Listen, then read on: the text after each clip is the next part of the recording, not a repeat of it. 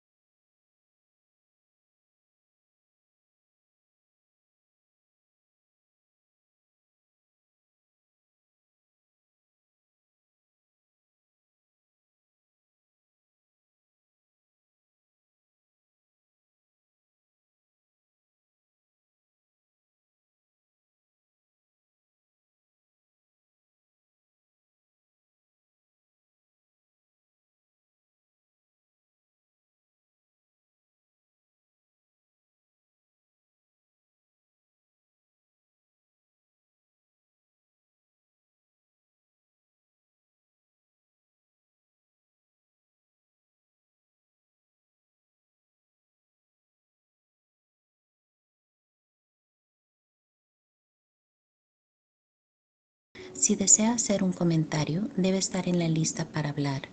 Para ser agregado a la lista, puede usar su nombre, un seudónimo o los últimos 4 dígitos de su número telefónico.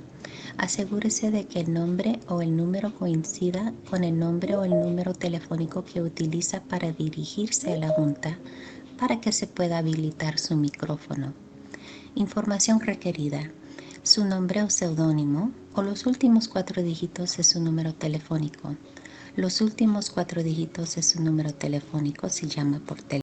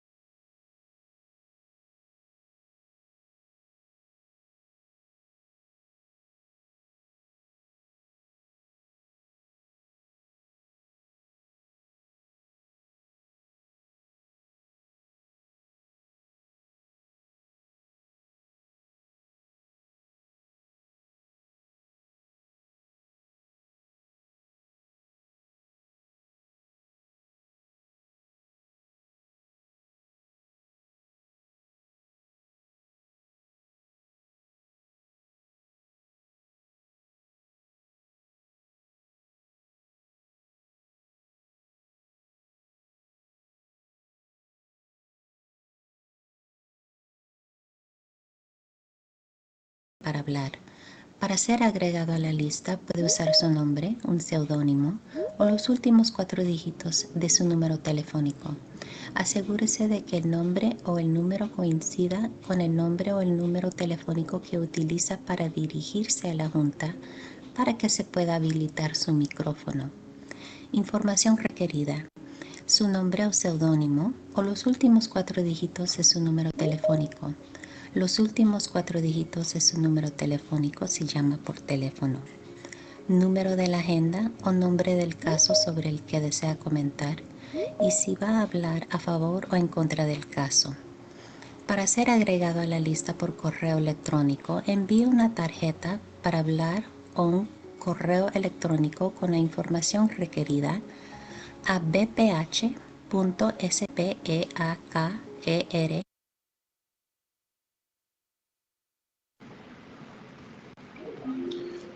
Good morning, moderator. Are we ready to begin? We are, sir. Good morning. I'm Scott Wyckoff, Executive Officer for the Board of Parole Hearings. Thanks for being with us today and welcome to the Board of Parole Hearings Monthly Executive Board Meeting. We are hosting this meeting in person and by video and telephone using Microsoft Teams. We have unfortunately had some technical difficulties with our equipment, but have put in place a backup plan that will enable those participating in person and remotely to make and hear public comments.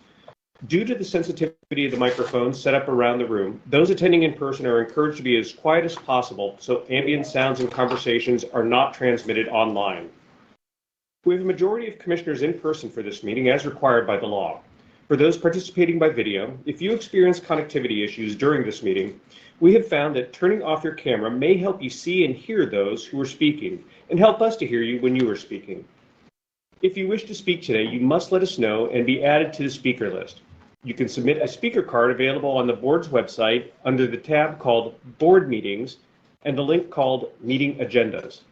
Alternatively, you can call 916-267-0857 and provide your information and the case or item you would like to speak on.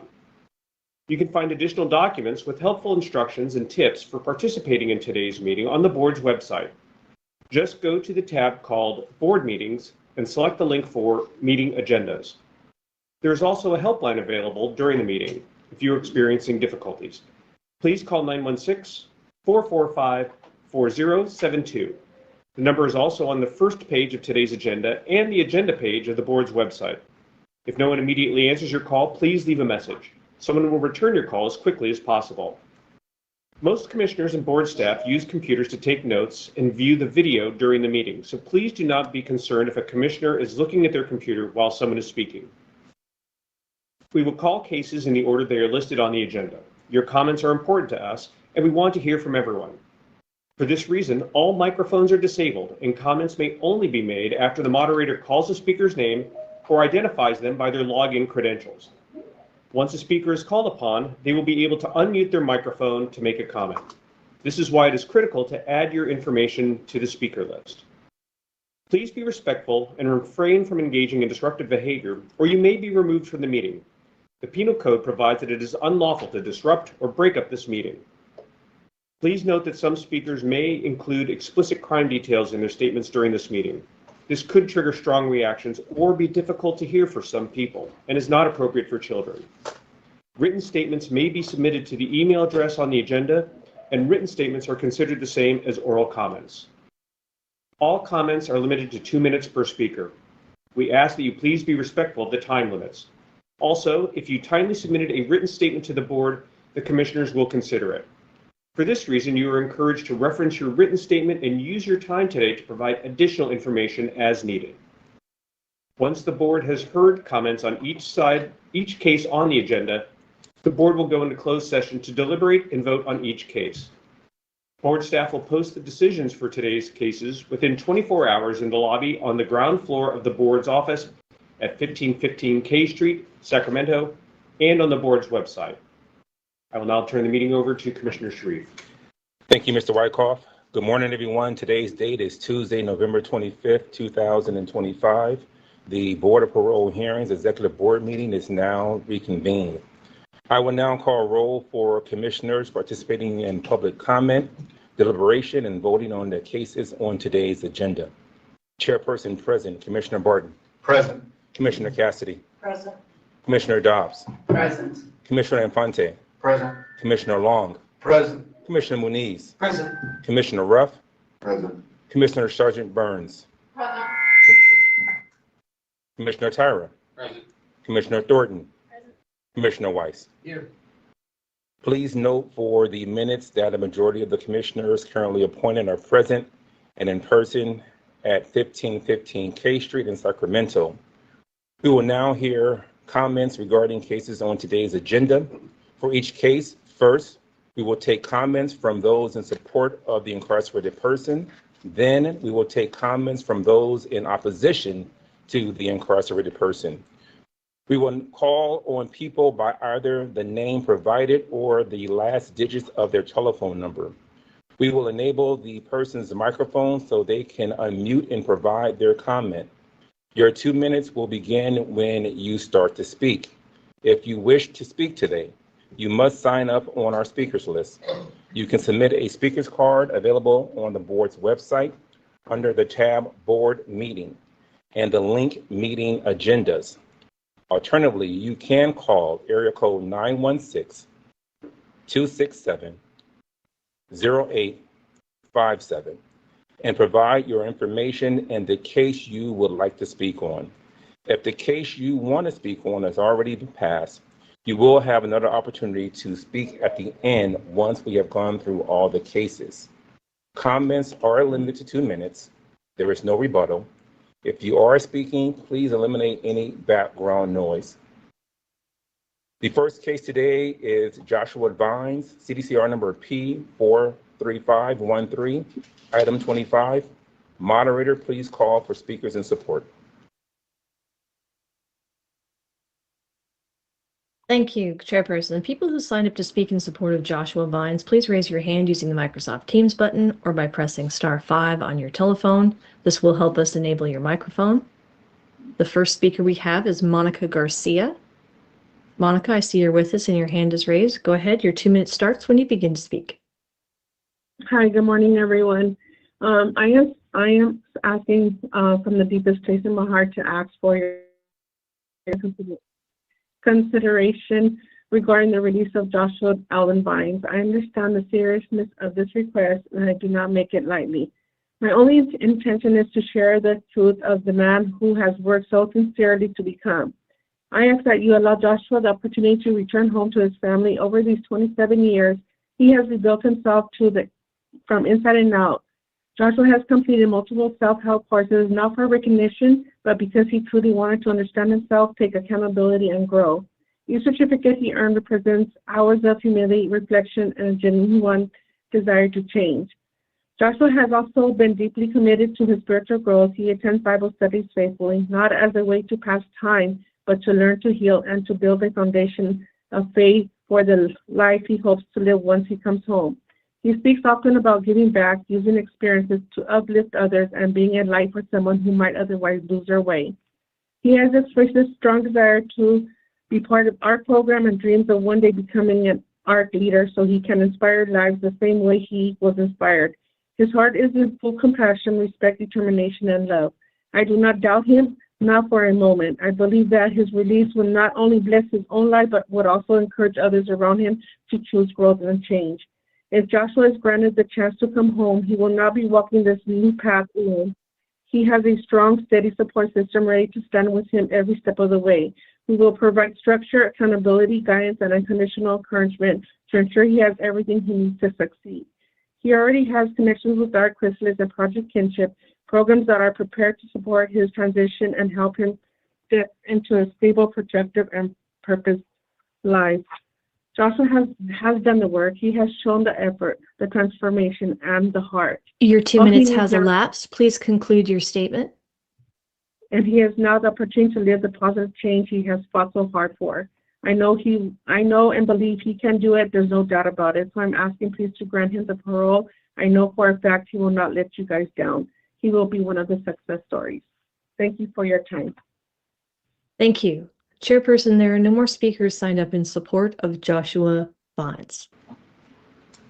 Moderator, we will now take speakers in opposition to Joshua Vines, and we do have a speaker in person, Mr. Robert Knox, and he's approaching the podium.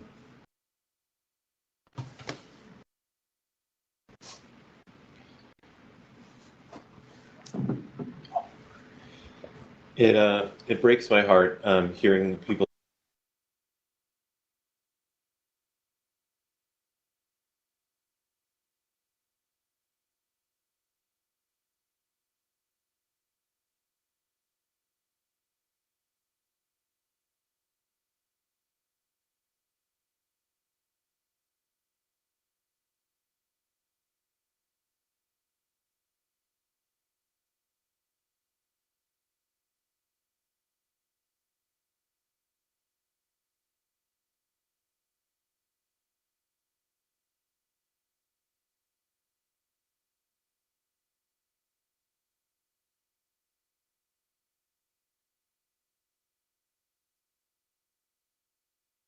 No, it's not your fault. I'm sorry. Should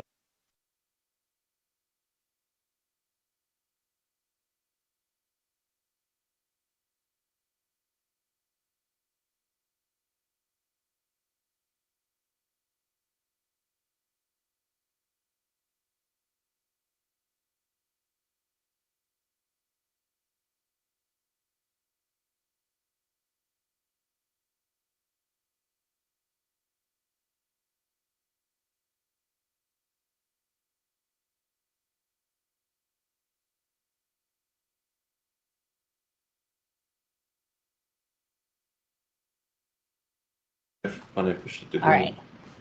We should be, I am really sorry. No worries. Please. No worries. Not many I'll prosecutors restart the get- timer. Thank you. Thank you. Okay. So it is hard for me when I hear supporters who are saying, please bring him home, but an inmate, they don't really fully articulate an awareness of what is going on with the inmate and their institutional misconduct, because I think that this is their accountability system. And we really want him to succeed, because Joshua Vines, he seemed like the model youth offender poster child. He got involved in created some havoc because of negative peer associations and drugs. Then he had institutional misconduct for the longest time, but then 5 years ago, there was a break. And then all of a sudden, he was found suitable. And here we are, last month, we had him here because he curiously destroyed his laptop, his tablet, during a mass search of his unit. After being already granted parole, I asked the question why.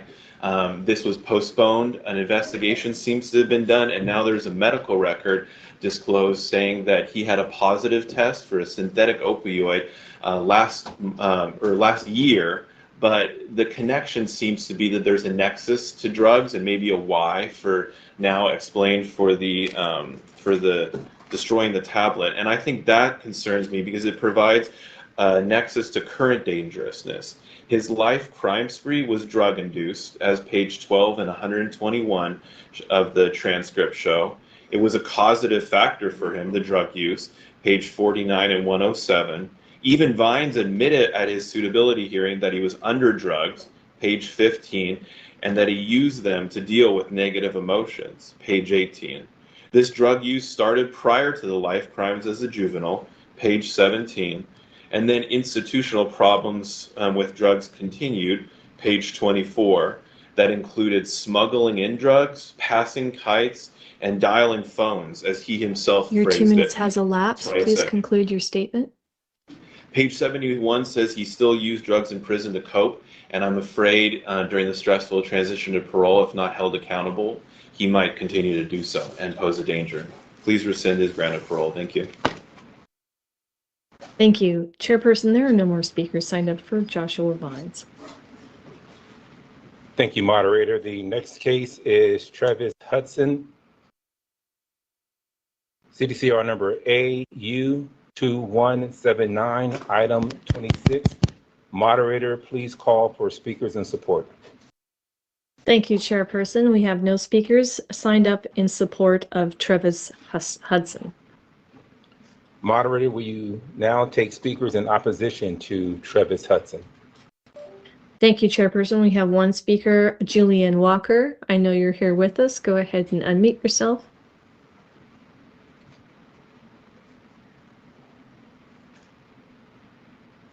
I'm sorry, Julianne Walker, if you're speaking, we cannot hear you.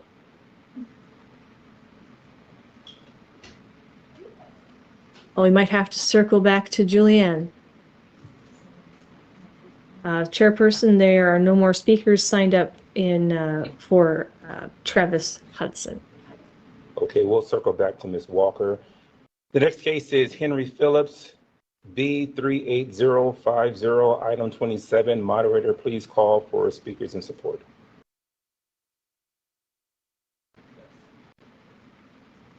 Thank you. The first, one moment, please. Sorry, we are looking at notes. People who signed up to speak in support of Henry Phillips, please raise your hand using the Microsoft Teams button or by pressing *5 on your telephone. This will help us enable your microphone. The first speaker we have is Carla Phillips,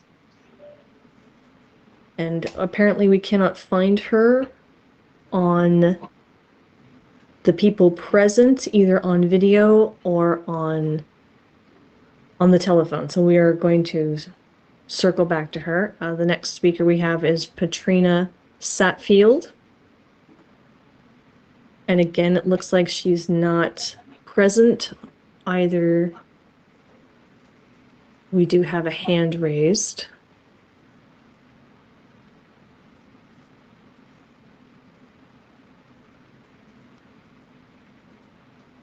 Let's see. It looks like we'll have to circle back on her too as well. We don't have any matching information for the speaker card with the people who are present. Hello. Yes. Hi, my name is Maurice Hudson. I've been online waiting to speak in support of. Okay. Different case and not on the speaker list. All right, Chairperson, apparently we have no speakers present who have signed up to speak on behalf of Henry Phillips. Thank you, May have to circle moderator. back. Will do. We will now take speakers in opposition to Henry Phillips. Thank you, Chairperson. We have one speaker again is Julianne Walker.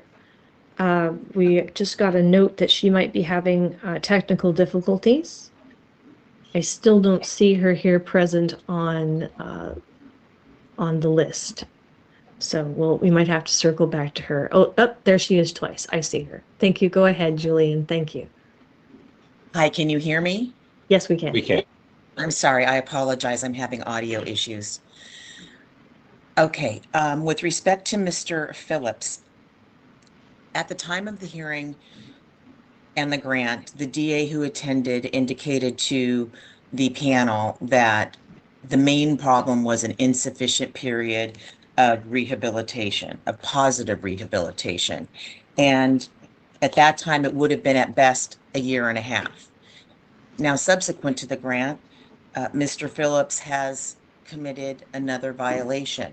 Granted, it's only a counseling violation for covering windows, but the problem with this is his very long entrenched history of gang activity, which was noted by the governor. And it's been about 30 years of that. He disassociated after his last hearing, after he walked out of the hearing room in 2024. That simply, just that alone is not enough time for a positive rehabilitation. And now he has a counseling chrono that's similar to the one he had in 2022. And in 2022, he refused to accept housing.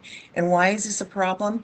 Well, under People versus Reed, or Enray Reed, that might be, it demonstrates that he will not be able to follow the reasonable requirements of parole and will likely fail on parole. So on both counts, both the insufficient offender change, insufficient positive rehabilitation, and now inability to follow the requirements to be successful on parole, his grant should be rescinded or set for a rescission hearing or vacated, or whichever of those happen on this type of rescission request.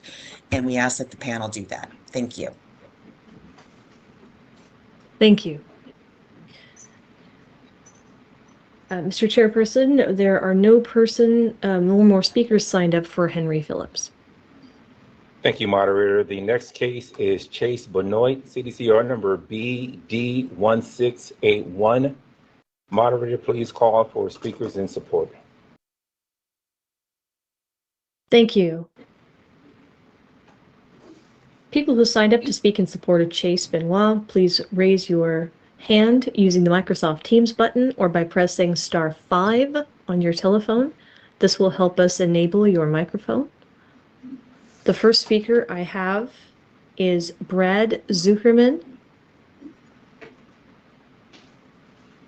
And we're looking for his information. Oh, you're here in person. Perfect. Thank you. Good morning, Commissioners. Thank you. Brad Zuckerman from Uncommon Law, attorney for Chase Benoit. The governor's referral identifies no errors of law or fact in the panel's decision to grant parole. Instead, the governor simply points to Mr. Benoit's history of substance abuse and some unspecified negative conduct from earlier in his incarceration. After extensive testimony about both factors, the granting panel correctly found that Mr. Benoit had sufficiently mitigated both risk factors. Mr. Benoit has been clean and sober of all drugs and alcohol since the day after his arrest. As Mr. Benoit acknowledged, he will live the rest of his life in active recovery, clean and sober but vigilant to the risk of relapse. The panel accurately found that he had thoroughly mitigated that risk through his demonstrated commitment to sobriety, his active participation in 12 Steps programming, and, in the words of Commissioner Schneider, his very good relapse prevention his very good release plans and relapse prevention plans.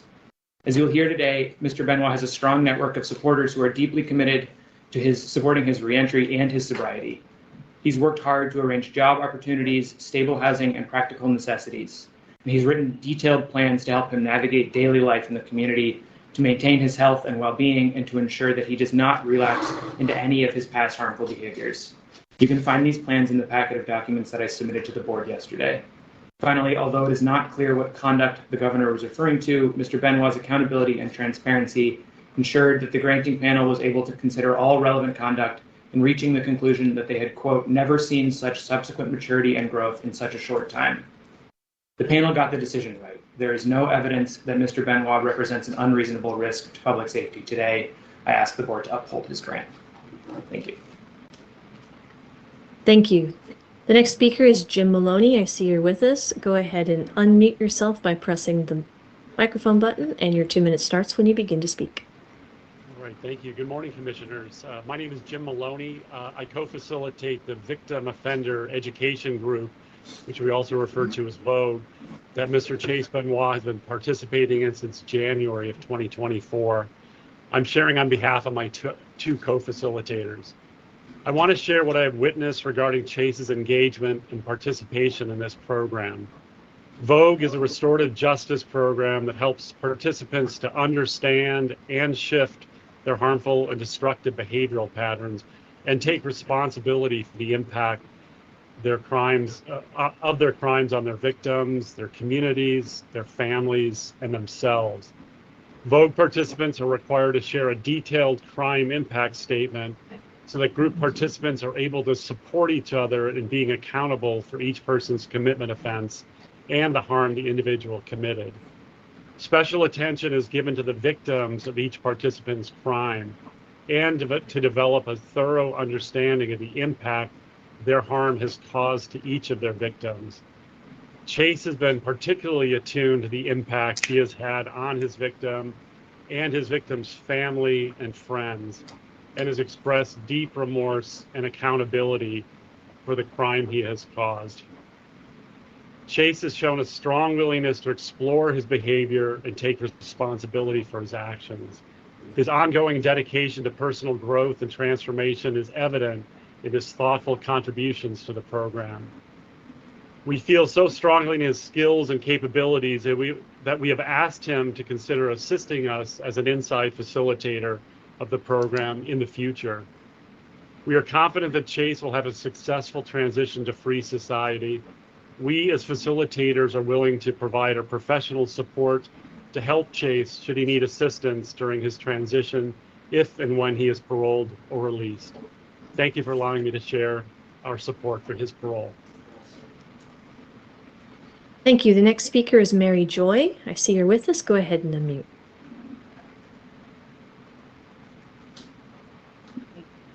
Hi, my name is Mary Joy, and I'm Chase Benoit's mom. Thank you for giving me this opportunity to express my support for Chase's release. I've witnessed Chase's commitment to positive change and rehabilitation over the years. He has shown a lot of positive growth and has expressed a sincere commitment to giving back to the community upon release. Chase has a strong support network of family, friends, and mentors to help him reintegrate into society. Myself, Chase's stepdad, and my parents are committed to providing the necessary emotional and practical support to ensure a smooth transition. Chase has created a concrete parole plan to Butte County upon release. His plan includes housing, several job opportunities, and plans to continue his personal growth journey. As a registered nurse, I have a flexible work schedule, and I'll be able to help get Chase situated in Butte County and visit regularly. I'm committed to supporting him with guidance, encouragement, stability, and the structure that he will need to be successful. My husband and I are more than willing to allow Chase to live with us in our home and offer financial support so that he can focus on his job and self-improvement. We're also committed to supporting his sobriety by not having alcohol at family functions or in our home. It's very important to us that we provide Chase with tools to help him adapt into the outside world. We have the means to help Chase have an opportunity to attend college or trade school. Chase has a strong foundation for success, and I'm confident that with our support, Chase will adhere to all parole conditions and contribute positively to the community. I appreciate having this opportunity to share our plan to support Chase, and I thank you for your time and consideration. Thank you. The next speaker is Patty Cohen or Cohen. I see you're with us. Go ahead. Thank you for the opportunity to speak. My name is Patty. I've known Chase since the spring of 2020, and in that, being the quality of the work, insight, consistency, and dedication. I've watched him become someone who thinks deeply about the things and who truly. I volunteer wonderfully, so I've been able to form friendships with his behavior. He takes full responsibility for the harm he caused. He has never minimized. He speaks openly about the pain he caused the victim, the community, those who care. His remorse, words, it's conceived, rooted in one of the clear, meaningful examples. I'm sorry, ma'am. It's really hard to hear you. You might actually, your audio might improve if you turn off the video portion, like your camera up at the top there. Okay, please feel free. Yes, go ahead. Let's see where I went. One of the clearest and most meaningful examples of his rehabilitation, one that I experienced directly with him, is his work with Canine Companion Service Dog Program. Case and I co-raised a puppy named Wendell starting the spring of 2023. Raising a future dog inside prison takes patience, emotional regulation, empathy, and discipline.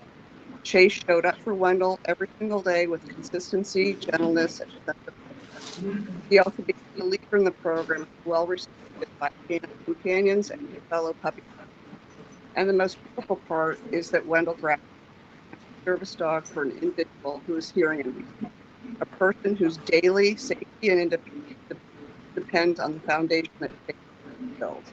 This is not a small thing, it's real, measurable contribution to someone's life, and it reflects compassion, responsibility, and capacity for pro-social meaningful work. Wendell has changed the individual's life. Chase has also applied the tools he's learned in his self-help programs. He's thoughtful, grounded, and deliberate in the way he approaches challenges. Your 2 minutes have elapsed. Please conclude your statement. The challenges I've seen and deep consistency, not temporary. If he's granted parole, he will not be returning to the community. I will wrap this up. Everything he has built points towards public safety and long-term success. I truly believe he's ready to be a responsible, contributing member of society. His growth is genuine, sustained, heartfelt. Thank you for considering the man he's worked so hard to become and for giving me the chance to share what I've witnessed on him. Thank you. The next speaker we have is Bob Goff. I see you're with us. Go ahead and unmute yourself.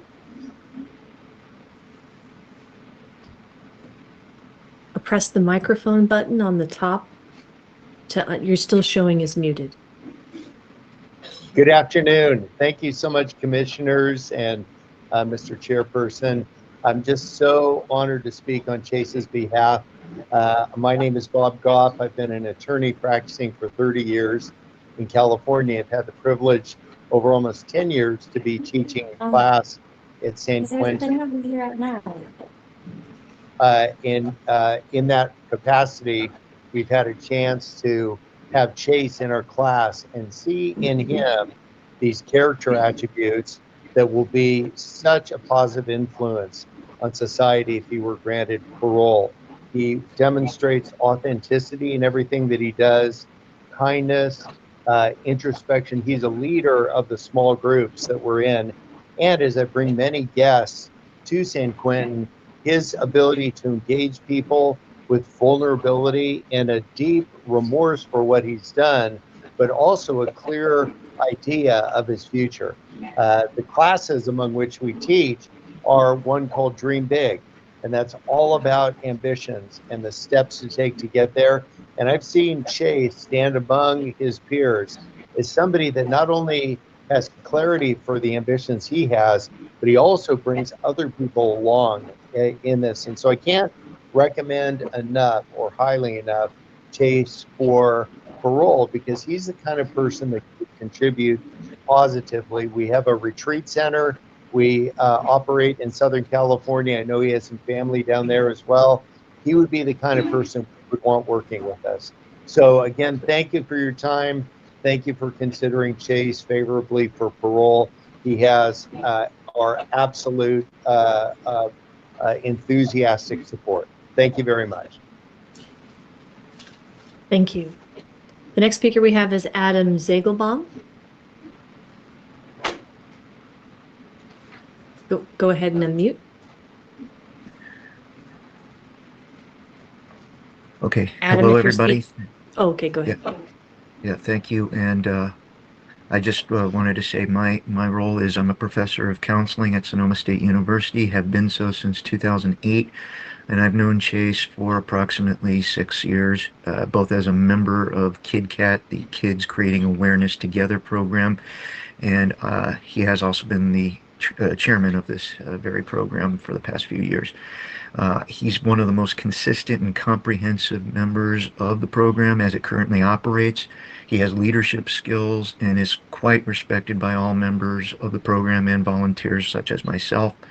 The work he provides as a facilitator during group discussions allows for members to listen, contribute, and reflect on the meaning of materials presented as part of a curriculum designed to encourage growth and exploration of topics that can often be challenging to do within a prison setting.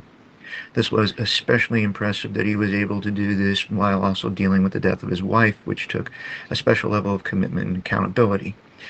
As one who teaches graduate students to be school and community-based counseling professionals, I have both been impressed and appreciative of how Chase has consistently come prepared, informed, and well-organized to all meetings.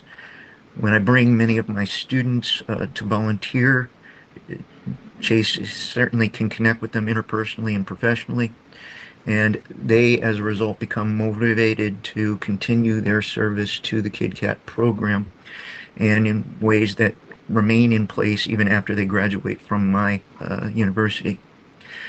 He consistently provides excellent questions, summary points that allow for newer members to come to the group and be appreciated and to understand the material.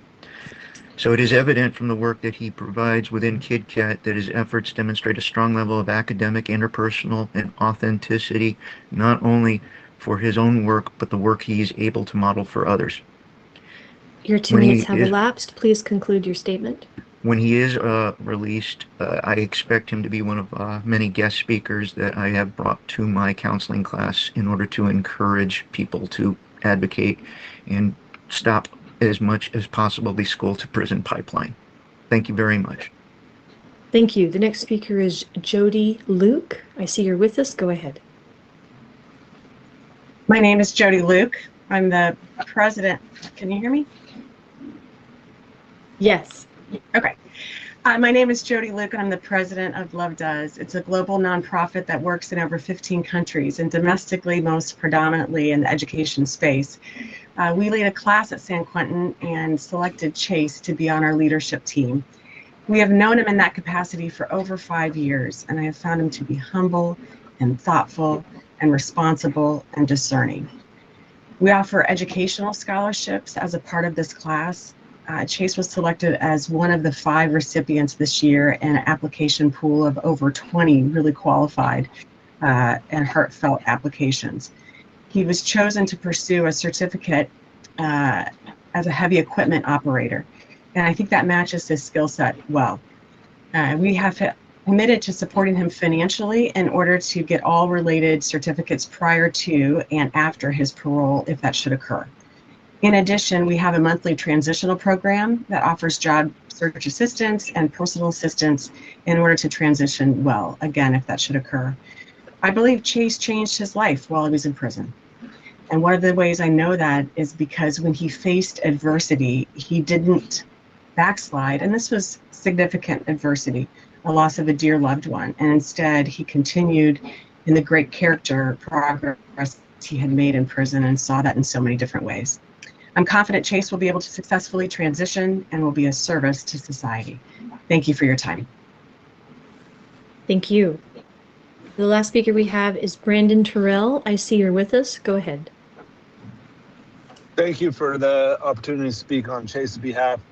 I can speak from many different angles regarding Chase. I lived with him in a cell, 569 West Block at San Quentin for 5 years. So I really got to know him over the course of that 5 years. I was in a cell with him. And then I could also speak, which I really want to speak on, being able to support him when he comes home. I have a 30-bed residential treatment facility in Butte County. I have really good relationship with all the parole agents in the North State. And so we're excited to welcome Chase into our program. We have a sober living house as well, fully ready to bring him in. But I just want to share, from my 11 years of incarceration, I observed two different type of lifers. I observed the lifer that goes through the programs because he wants to get out of prison. And then I've seen the lifer who goes through programs because he wants to change his life. And Chase was the latter of the two. Chase is someone who fully took responsibility for his choices, never played the victim role. It's one of the things I respect most about Chase. And no matter if he ever got freedom or not, he was committed to going through the programs in order to figure out who he was and why he did what he did. And I think we're all understanding that the laws just kind of changed, or an appeal went through to where Chase thought he would be coming home within 150 days of his parole date, and he actually won't be coming home for another 3 years. And I remember asking him when he found that out and his date changed, I asked him how he was, and his exact answer was, you know, God still has work to do on me. And I'm just excited to be able to know that I still have work here and I get to help more people while I'm at San Quentin. So I think that speaks to his character. We have so much support here. You've heard all the support. Your 2 minutes has elapsed. Please conclude your statement. Butte County College has the heavy equipment school that he'll be attending. And so whatever it takes, we're here to support him, and he's going to do a great job. Thank you. Chairperson, there are no more speakers signed up in support of Chase Benoit. Thank you, moderator. We will now take speakers in opposition to Chase Benoit, and we do have 2 speaker cards for those who are in person. And first we'll hear from Dennis Flores. I got a green light here. Does that mean it's on? Yes, sir. We all know why we're here for Chase, but we're here for Cody Flores. He was a brother, a son, a grandson, a beloved member of my family.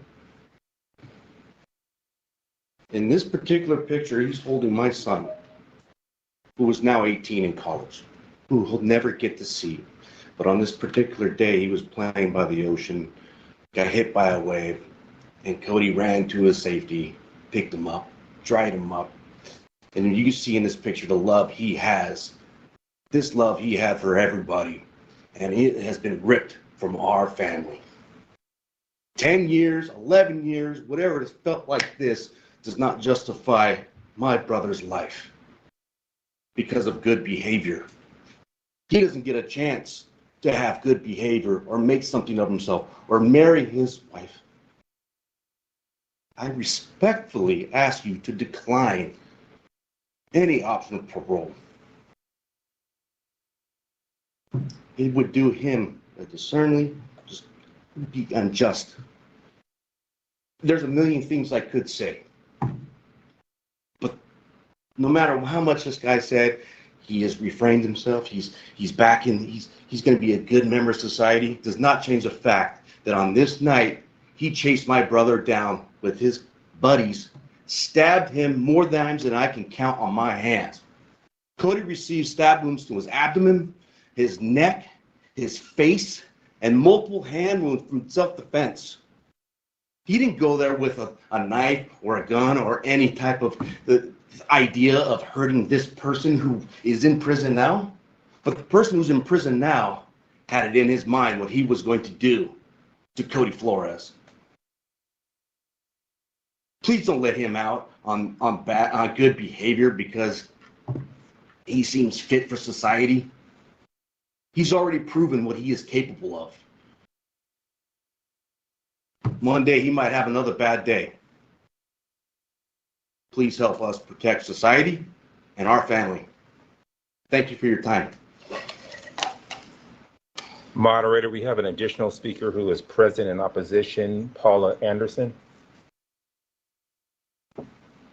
Thank you, Chairperson. My name is Paula Anderson. Thank you, Board, for hearing me.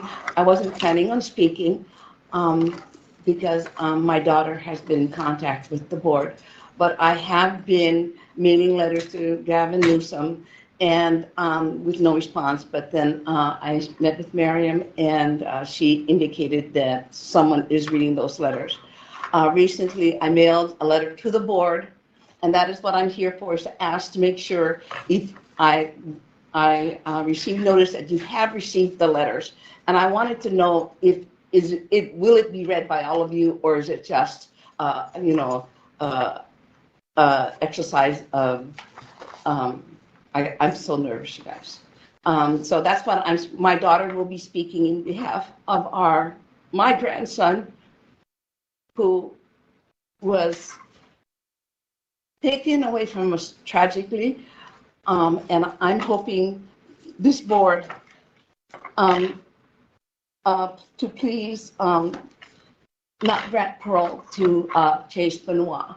The hurt that has been caused is something that, to this day, I have never ever taken off this ban for my grandson, and I'm hoping that individuals realize that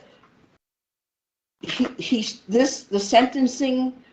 I want Chase to fulfill the full sentence because taking a life is not done lightly.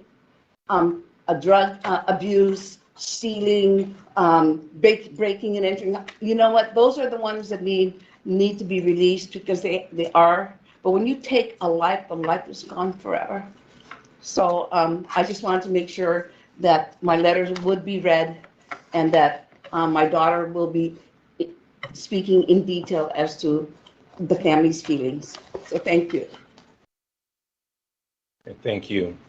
Moderator, we do not have any additional speaker cards for those speaking. However, we want to make sure, because we do have one family member present, and see whether or not she's given any speaker cards. If not, please come stand up now. Okay.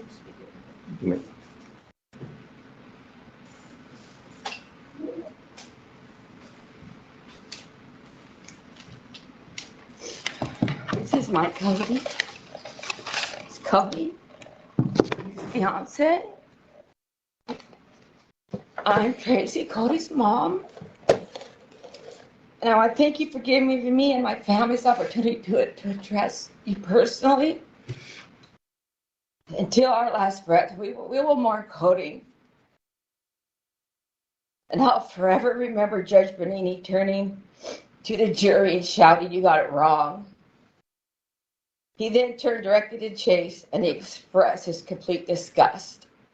And he told him that he was going to include a letter and recommend that Chase serve the full 15 years to life plus 1 year. I have sent in my letter last night of opposition, but after hearing his mother and his friends and everybody else say what a great guy he is, well, Mary, mother, you're too little too late. She raised a monster. Let's not forget, they talk about even his attorney, how he hasn't broken any rules. Chase has admitted that he's maintained contact with Spencer Smith, despite the court order prohibiting this. He's admitted to ongoing anger issues, including recent altercations with another inmate while separated by a fence in his precious little dog kennel. Openly acknowledged violating institutional rules, but stated he was unsure why he was not disciplined. He cannot prove explanations to the commissioners for unusually extensive privileges he's received while incarcerated. He simply doesn't know, even though he came at the foot of the Hells Angels. He received additional tattoos while simultaneously claiming to participate in a tattoo removal program, concealing newer tattoos even at the recent parole hearing in June. He failed to disclose the 2 additional spiderweb tattoos hidden under his shirt that the deputy district attorney noted. He admitted to funneling money through friends to avoid paying his $100,000 court-ordered restitution, which Your 2 he minutes felt. has elapsed. Please conclude your statement. His precious wife, he was a drug addict. He married a drug addict who later died from fentanyl overdose. These behaviors show poor decision-making, ongoing rule violations, and continue associations inconsistent with rehabilitation. I respectfully beg you to deny parole for Chase Benoit. Thank you. And to the family, we have read and we received and will consider all of the letters submitted to the board. So thank you for that. Thank you. Thank you. Thank you very much. Thank you for your time. Appreciate it. Thank you, moderator. Thank you. We do have an additional speaker, Deborah Hernandez. Deborah, if you're with us, go ahead and unmute yourself. Your 2 minutes starts when you begin to speak. Thank you for the opportunity to provide a comment on this case. And thank you for the family for being present and continuing to advocate for Cody through this very difficult and traumatizing procedure. Chase Benoit continues to display a pattern of criminal thinking, shown through his deliberate avoidance of restitution, the possession and use of contraband cell phones, and tattoos received while in the custody of CDCR. These behaviors do not reflect accountability or meaningful progress towards rehabilitation. Additionally, there is ongoing minimization related to the commitment offense, the brutal murder of Cody, which is especially concerning given the number of years he has spent programming. These issues call into question the sincerity of his rehabilitation efforts and elevate the concerns about his current risk of danger to the community. I ask the board to take into account the full consideration of the family, the pain that they continue to suffer, and the process that they have continued to be present for to advocate for Cody. Thank you. Thank you. Chairperson, I have no more speakers signed up for Chase Benoit. Thank you. The next case is Francisco Camarena, AT 4335, item 29. Moderator, please call for speakers in support. Thank you. Chairperson? I have no speakers signed up in support of Francisco Camarena. Moderator, we will now take speakers in opposition to Francisco Camarena. Thank you, Chairperson. We do have a speaker signed up, Deborah Hernandez again. Go ahead. Thank you.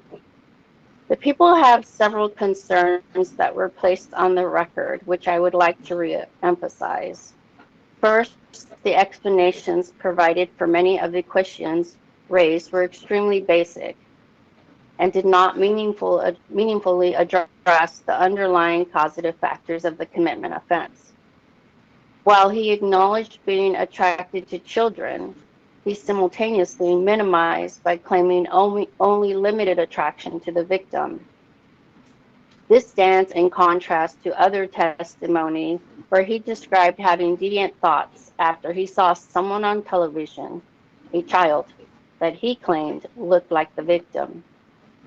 This minor was clearly not the victim, and that inconsistency raises serious questions about his insight and understanding about his pedophilic disorder.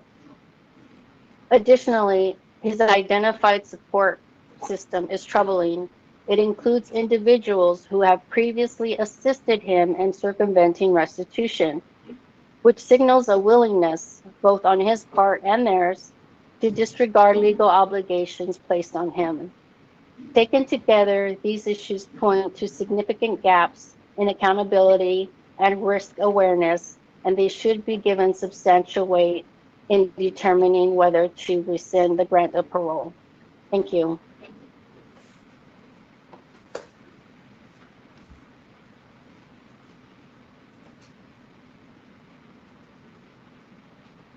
Oh, thank you.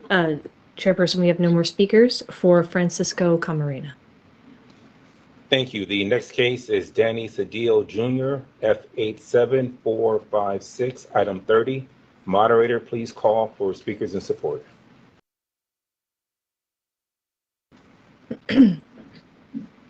Thank you.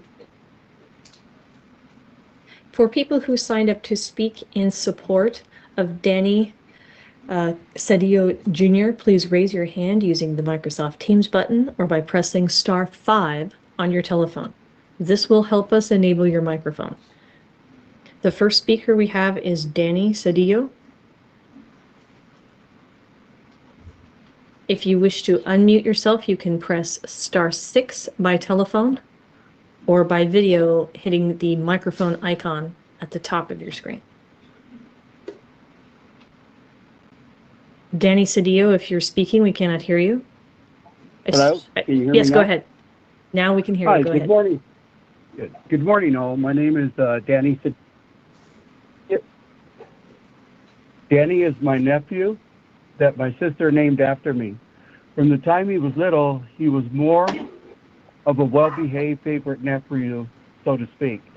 As he grew older, Danny, at a very young age, experienced a dysfunctional family. He was subject of observing and learning very bad things: drugs, alcohol, abuse, and violence. He grew more distant from the family and sought it out in the neighborhood. When Danny was incarcerated, we didn't hear from him or have contact over years.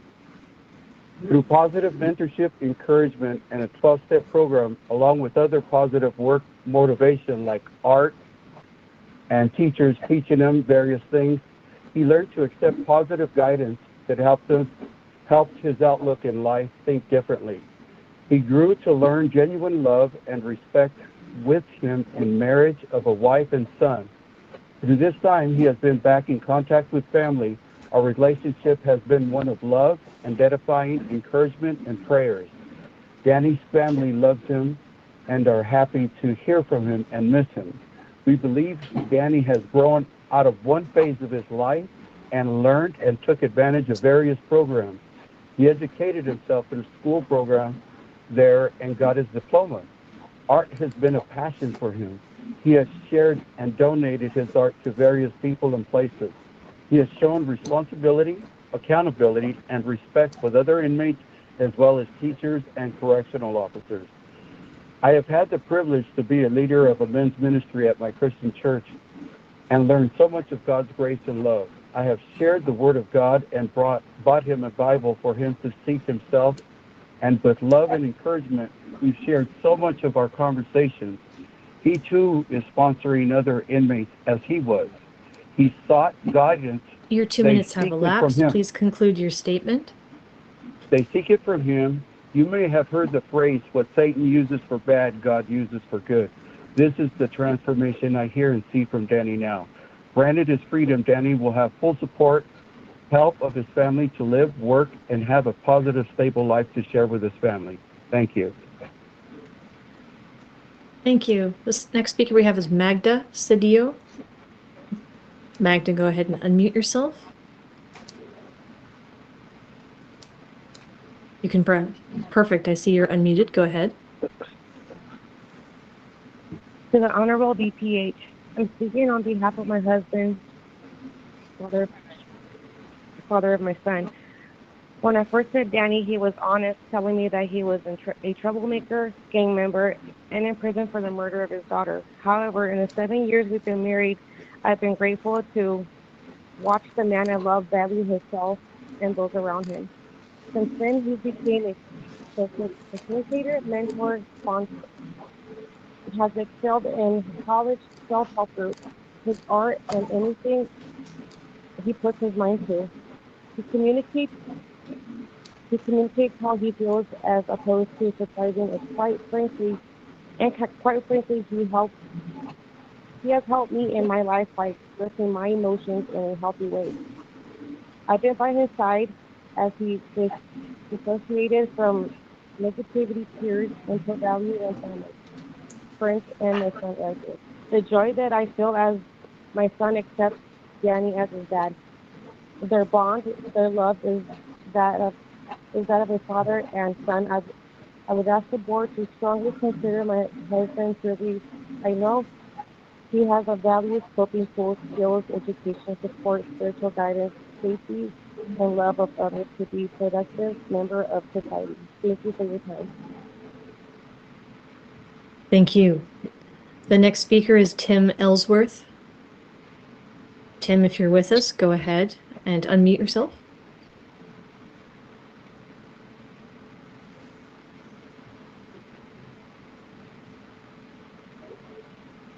Tim, you can press *6 by telephone to unmute yourself.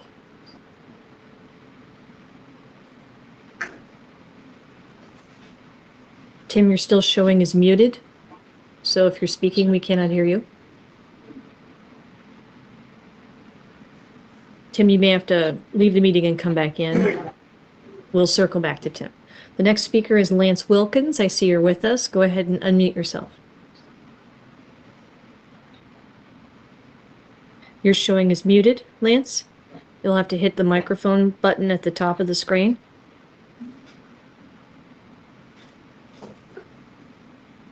You're still showing as muted, Lance. You may have to leave the meeting and come back in. We'll circle back to Lance. I want to give Tim Ellsworth one more chance. See if he comes back in the meeting really quick.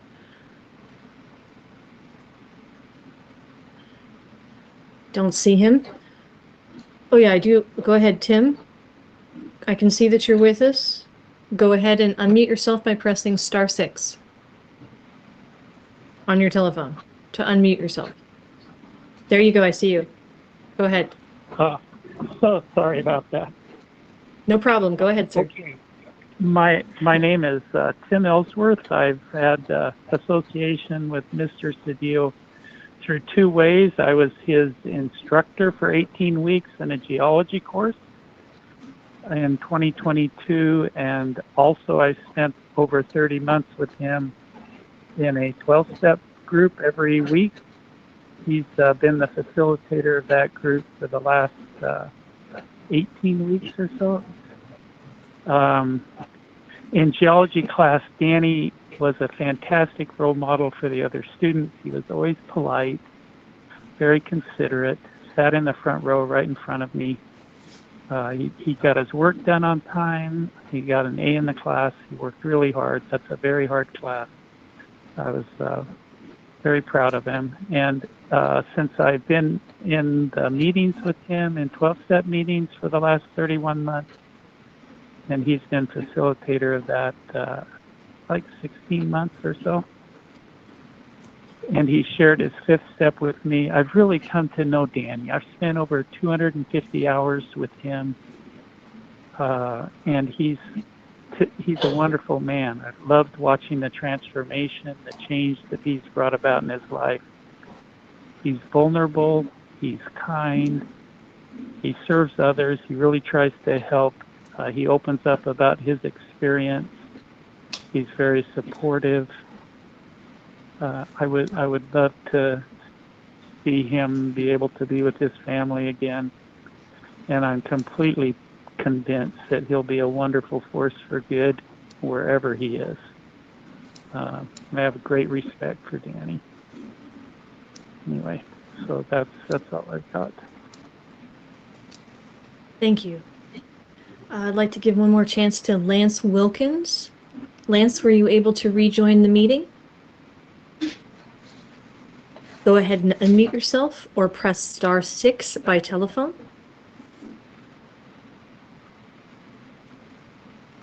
I do not see him in the meeting, so we might have to circle back to him at the end. Chairperson, I have no more speakers in support of Danny Cedillo Jr. at this time. Oh, he's there. Thank you, Moderator. I'm so sorry, Chairperson. Someone says he is here. James Wilkins, are you able to unmute, sir? Sorry, Lance Wilkins. My apologies.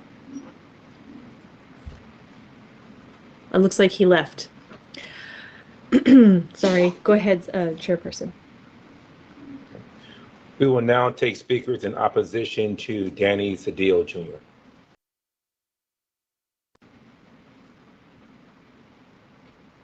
Yes, we have Linda Dunn from Orange County. Linda, if you're with us, go ahead.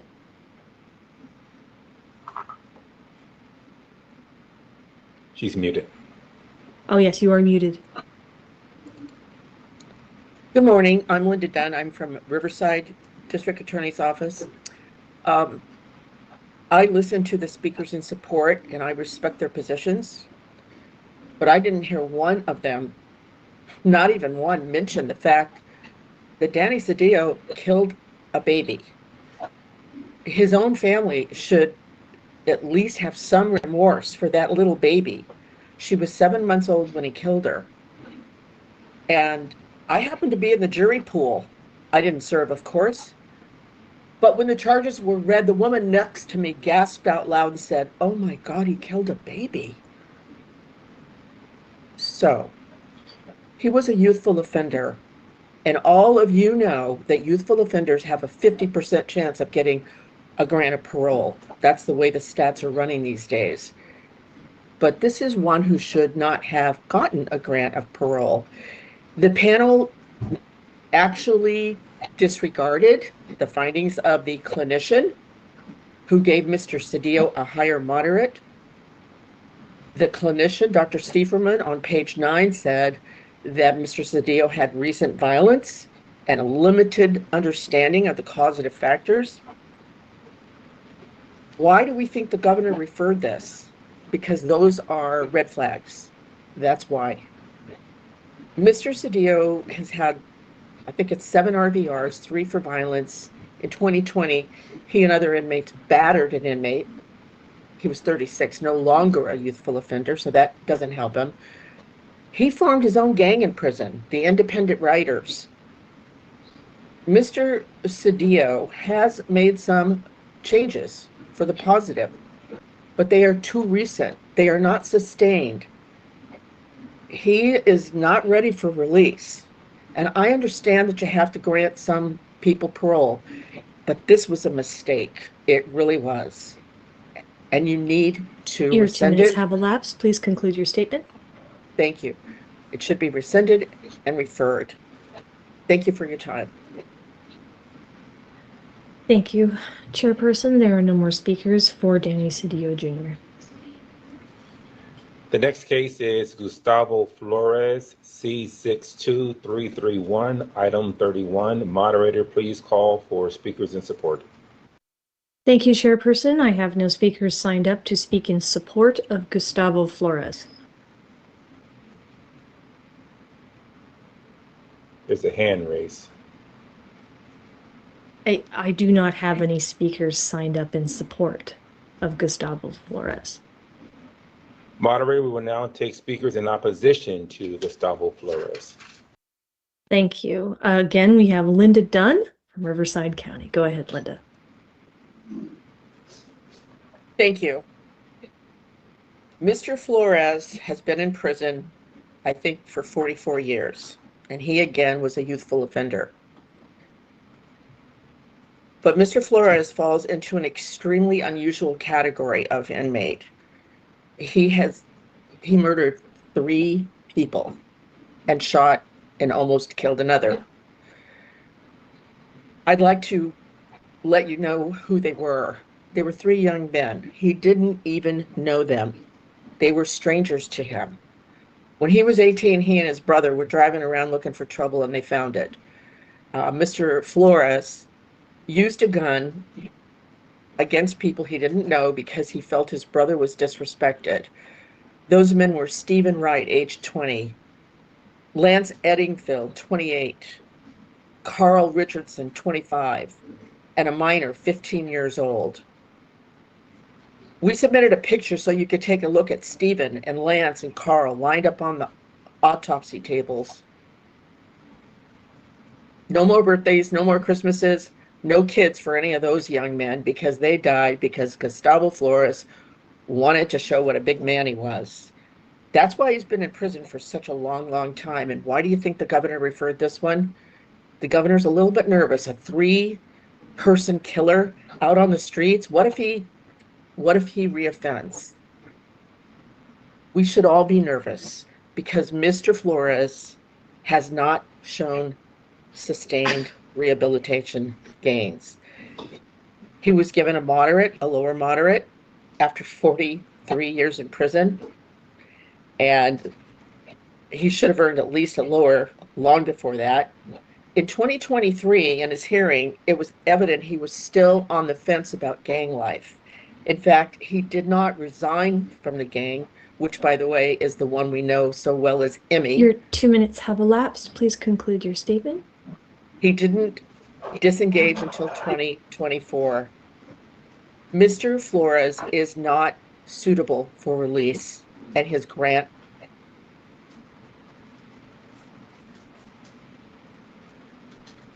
Thank you. Chairperson, there are no more speakers for Gustavo Flores. And thank you, moderator. The next case is Philip Haynes, last name Hanes, CDCR number AY7657, item number 32. Moderator, please call for speakers in support. Thank you, Chairperson. People who are signed up to speak in support of Philip Haynes, please raise your hand using the Microsoft Teams button or by pressing *5 on your telephone. This will help us enable your microphones. This first speaker I have signed up to speak is Michael Wolhansky. Michael, if you are able to unmute yourself, and your 2 minutes will begin when you start to speak.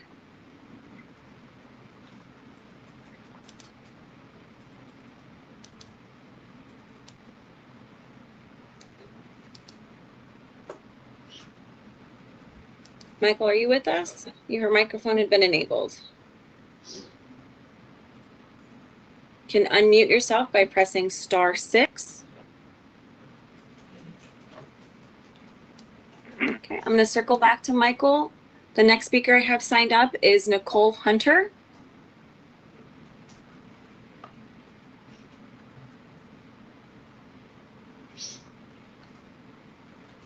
Michael, I see you there, but I cannot hear you if you're speaking. Hello, and thank you for allowing me the opportunity to speak.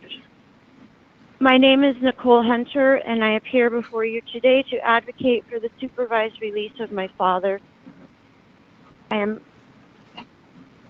am not here to minimize the seriousness of his actions, but to testify to the man that he is today, to the sincere and profound reflection that he has done, and the strong family foundation that is awaiting him.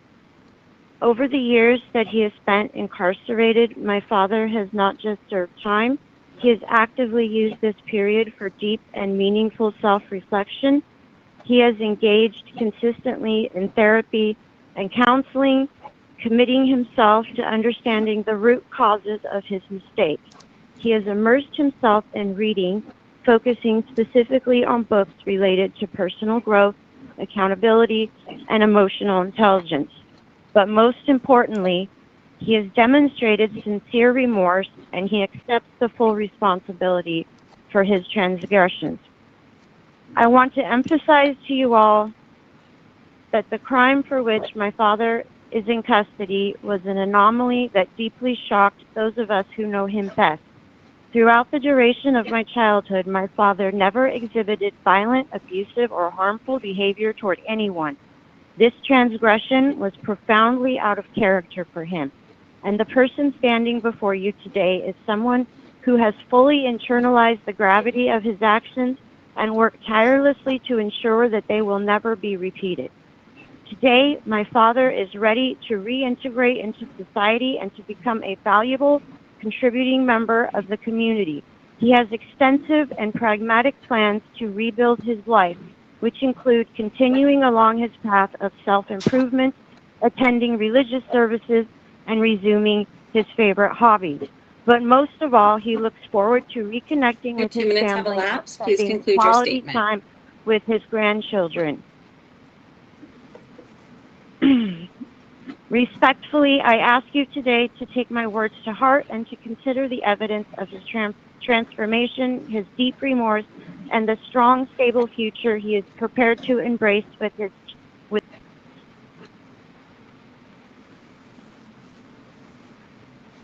Thank you. The next speaker, let's go ahead and try Michael. Were you able to unmute your microphone? I'm going to try right now. Yes, sir, we can hear you. Oh, good. May I start? Yes, you can. Okay. I met Phil Haynes. Sorry, my name is Mike Woloshansky. I met Phil Haynes about 1985 or 86. We both worked for Pacific Gas and Electric Company at Diablo Canyon Nuclear Power Plant as control technicians. We shift worked together on nuclear reactor control systems, as well as the plant security equipment such as X-ray, metal detectors, key card readers, door controllers, microwave intrusion equipment, and cameras. We had unescorted access to all vital areas of the plant except the arms cabinet, and only the watch commander and a few designees had that access. To get and keep this kind of job required a clean criminal record, periodic, random drug testing, psychological testing, periodic evaluation with interviews with psychologists. Even a DUI arrest or a serious traffic ticket was subject to loss of plant access. I worked the night shift with Phil many times in our years together at Diablo Canyon Nuclear Power Plant. He was an excellent co-worker, a hard worker, energetic, extremely knowledgeable, and one of my favorite co-workers.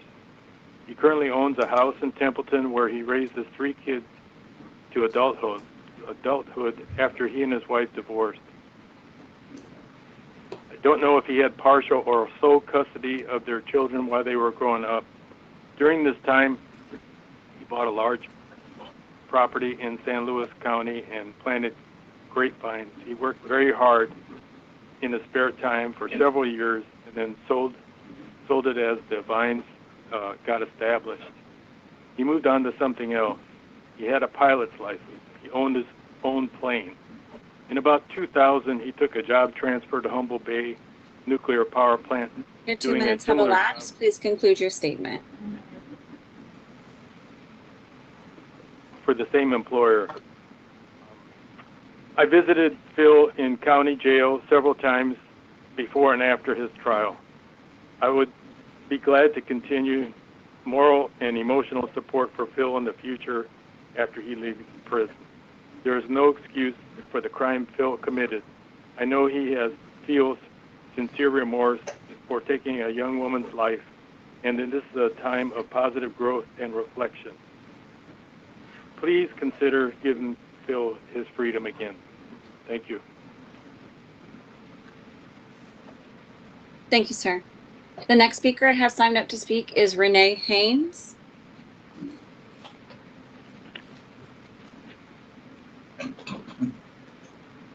Renee, go ahead and unmute yourself by pressing *6 on your telephone. Okay, I believe I'm here now. Yes, ma'am. Okay, just a moment. All right, hi. I really want to thank you for allowing me to speak. I'm here to provide my observations about my ex-husband during his time in custody. Over the years, I have seen consistent participation in his rehab programs and compliance with facility rules.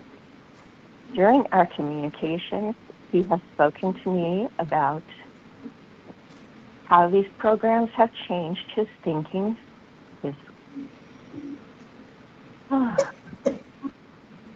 and he has spoken to me about how they helped him, the programs helped him take more responsibility for his choices. His communication with me over time has become more thoughtful and measured, and he has described maintaining good behavior in the facility and looking forward to spending time with on the outside with his family. And when he's released, he will have balanced family support. Excuse me, another interruption there.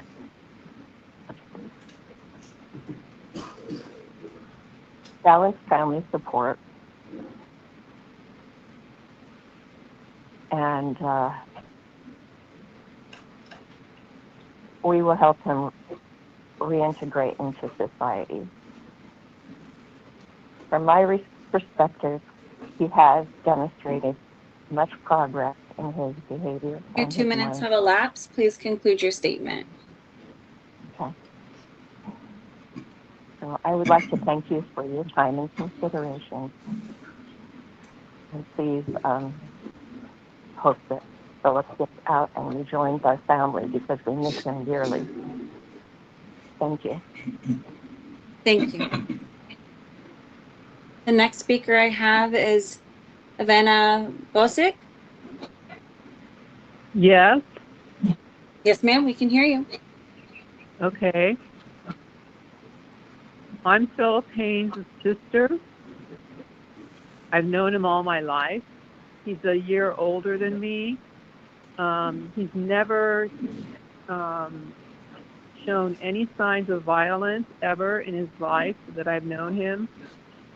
And I talk to him frequently.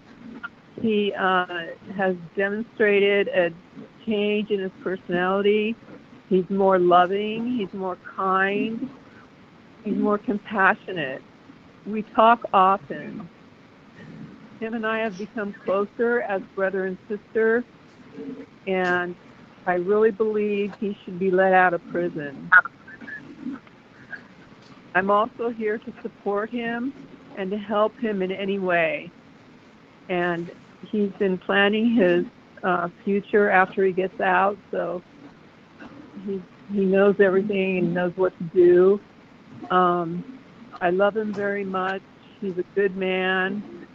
And I believe that he should be let out of prison.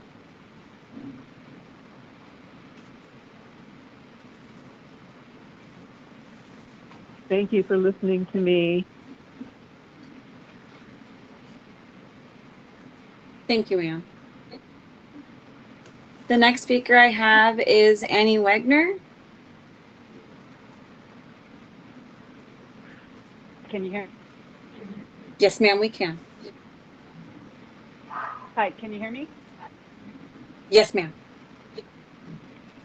My name is Ann Wenger, and I'm an estate planning attorney licensed in California. I've been working with Mr. Haynes since early 2019. His mother is my client, and she asked me to help her son, who was in prison. I was hesitant at first, but after getting to know Mr. Haynes, I felt comfortable taking him on as a client. We have spent countless hours in communication, either over the phone or through letter writing. I feel that I have gained a lot of insight into his attitude and personality. Mr. Haynes has been respectful, friendly, and organized in all of our interactions. We have worked together to arrange and manage his estate and ensure compliance with all federal and state tax laws while he's been away. Mr. Haynes provides me with all pertinent information for filing returns in a timely manner, and we have worked together to ensure that no bill goes unpaid. He has been incredibly responsible despite the limitations put upon him by being incarcerated. In addition, Mr. Haynes is a very kind person. I even look forward to receiving his correspondence in the mail. He always asks after me and my family and updates me on his life as well, engaging in therapy and self-study to improve his life. Mr. Haynes regularly asks that I coordinate for money to be sent to friends and family for their birthdays and holidays. He has a kind heart. Overall, in my interactions with Mr. Haynes, he demonstrates accountability and follow-through. He is very responsible. I strongly believe that he will comply with whatever supervision he is given and be a positive presence in his family and the community. Thank you. Thank you. The last speaker I have in support is Jagazani.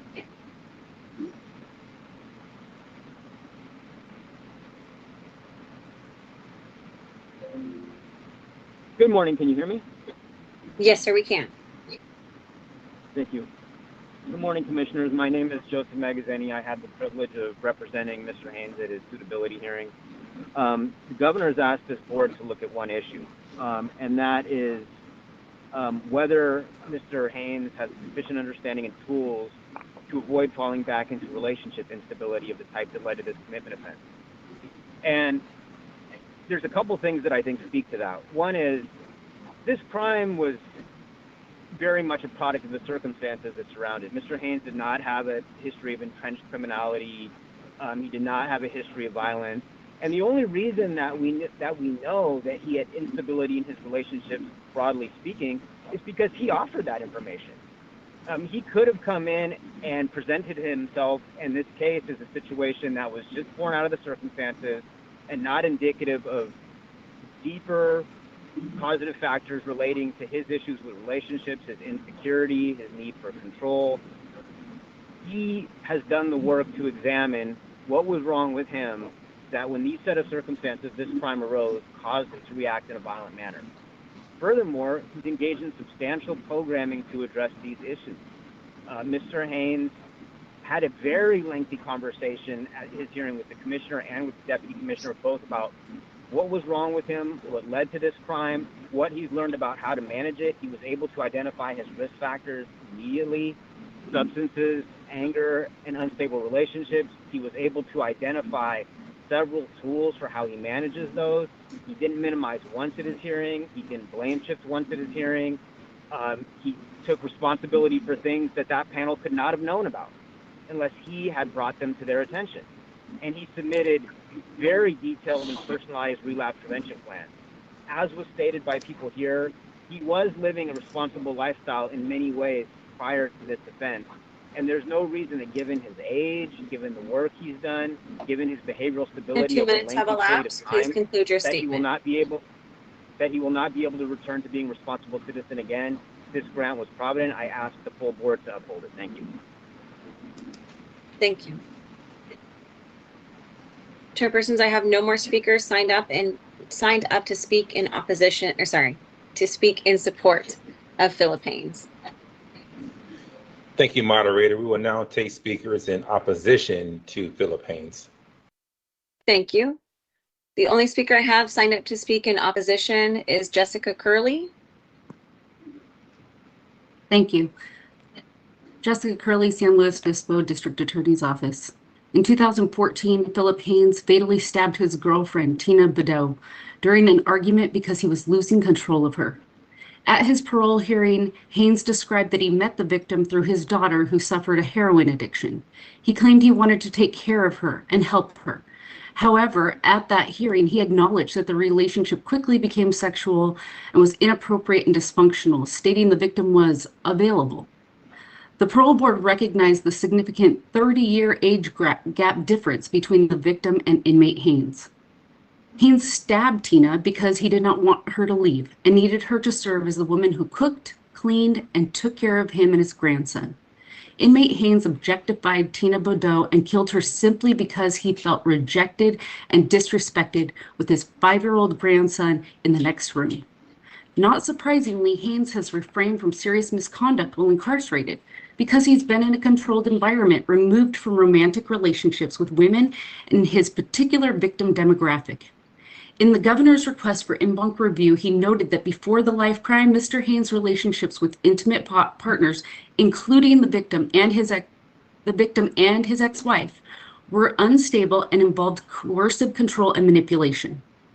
Does Haynes have the tools to overcome his criminality and dangerousness, as the governor asked us to examine? Respectfully, as demonstrated in the statements in support of Haynes' release today, and confirmed by his own estate planning attorney, his tools evidently continue to be money and power. Haynes has a long track record of intimate partner abuse culminating in the murder of Tina Beddoe that simply can't be mitigated and rehabilitated in the short time he's been incarcerated.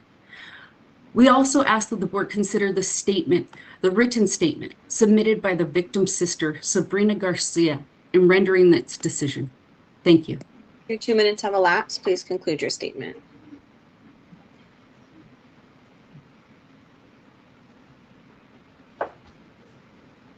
Chairpersons, I have no more speakers in opposition for Philip Haynes. The next case is Henry Passarelli, CDCR number H63296, item 33. Moderator, please call for speakers in support. Thank you, Chairperson. I have no speakers signed up to speak for Henry Passarelli. Moderator, we will now take speakers in opposition to Henry Passarelli. Thank you. I have one person signed up to speak in opposition, is Dean Archibald.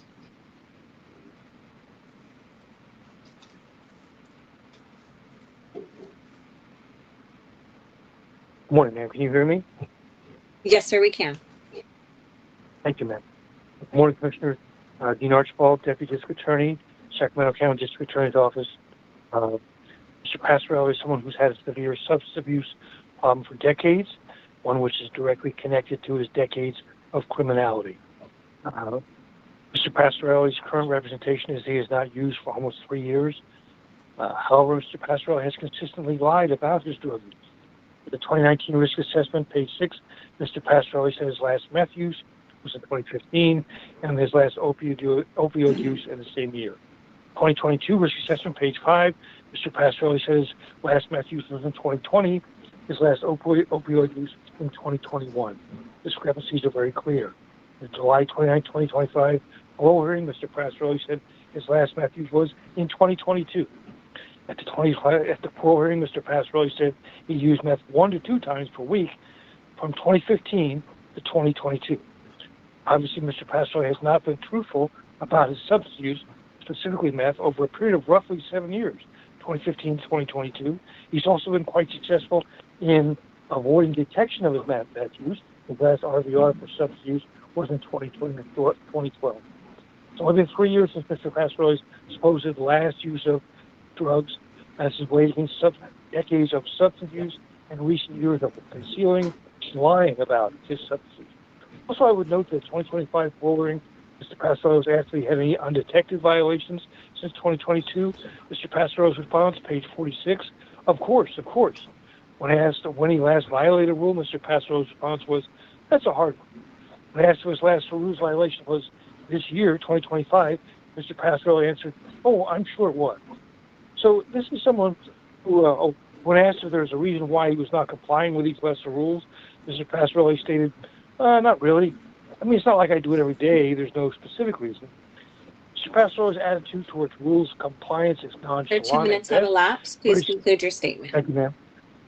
Adding all these things together, Mr. Passarelli is someone who is clearly unsuitable for parole. We ask that his grant be rescinded. Also, I want to apologize for yesterday. I had intended to speak. I did call after 8 o'clock yesterday, told the main DPH desk that I wasn't going to speak. They said they were going to forward it to the panel yesterday. Apparently that didn't happen. I want to apologize for any inconvenience. Thank you. Thank you, sir. Chairpersons, there are no more speakers in opposition for Henry Passarelli. Thank you. The next case is Eliezer Prada, V67440, item 34. Moderator, please call for speakers in support. Thank you. People who are signed up to speak in support for Eliezer Prado, please raise your hand using the Microsoft Teams button or by pressing *5 on your telephone. This will help us enable your microphone. The first speaker I have in support is Lydia Prado. Lydia, your microphone has been enabled. Go ahead and unmute yourself by pressing *6 on your telephone. Your 2 minutes will begin when you start to speak.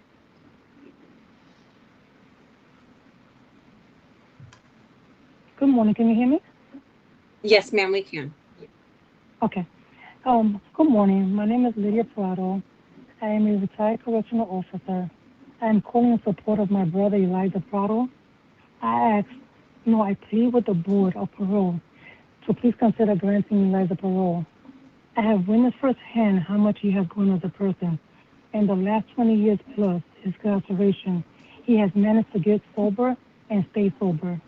He attends NA, SAA, Vogue, Victims Offenders Educational Group, and he has completed BRAVE, among other programs, at San Quentin Rehabilitation Center.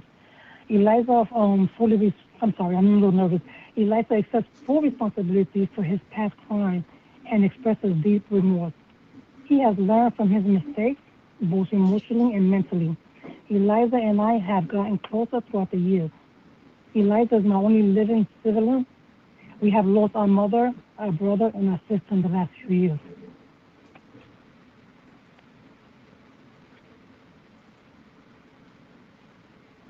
We are all we have. I apologize. We are all we have. Throughout all the loss and heartbreak, Eliza has managed to stay strong, positive, focused on his recovery and his readiness to rejoin society. I am able and willing to provide Eliza with emotional and financial support throughout his transition back into society while holding him accountable for his actions. While I understand that granting parole is a big decision, I believe that Eliza will utilize all the tools that he has learned through the various programs he has attended at San Quentin in order to be a productive member of society, along with support from his family and friends. I thank you for considering granting Eliza parole. I thank you for allowing me to speak on behalf of my brother, and I thank you for your time and your consideration. Thank you. The next speaker I have signed up is Jim Maloney. Thank you. Good morning once again, Commissioners. I'm pleased to speak on behalf of Eliezer Hamza Prado. My name is Jim Maloney. I'm one of the head coaches for the 1,000 Mile Running Club at San Quentin Prison, and I've also co-facilitated the Victim Offender Education Group, or VOGUE, for the past 7 years.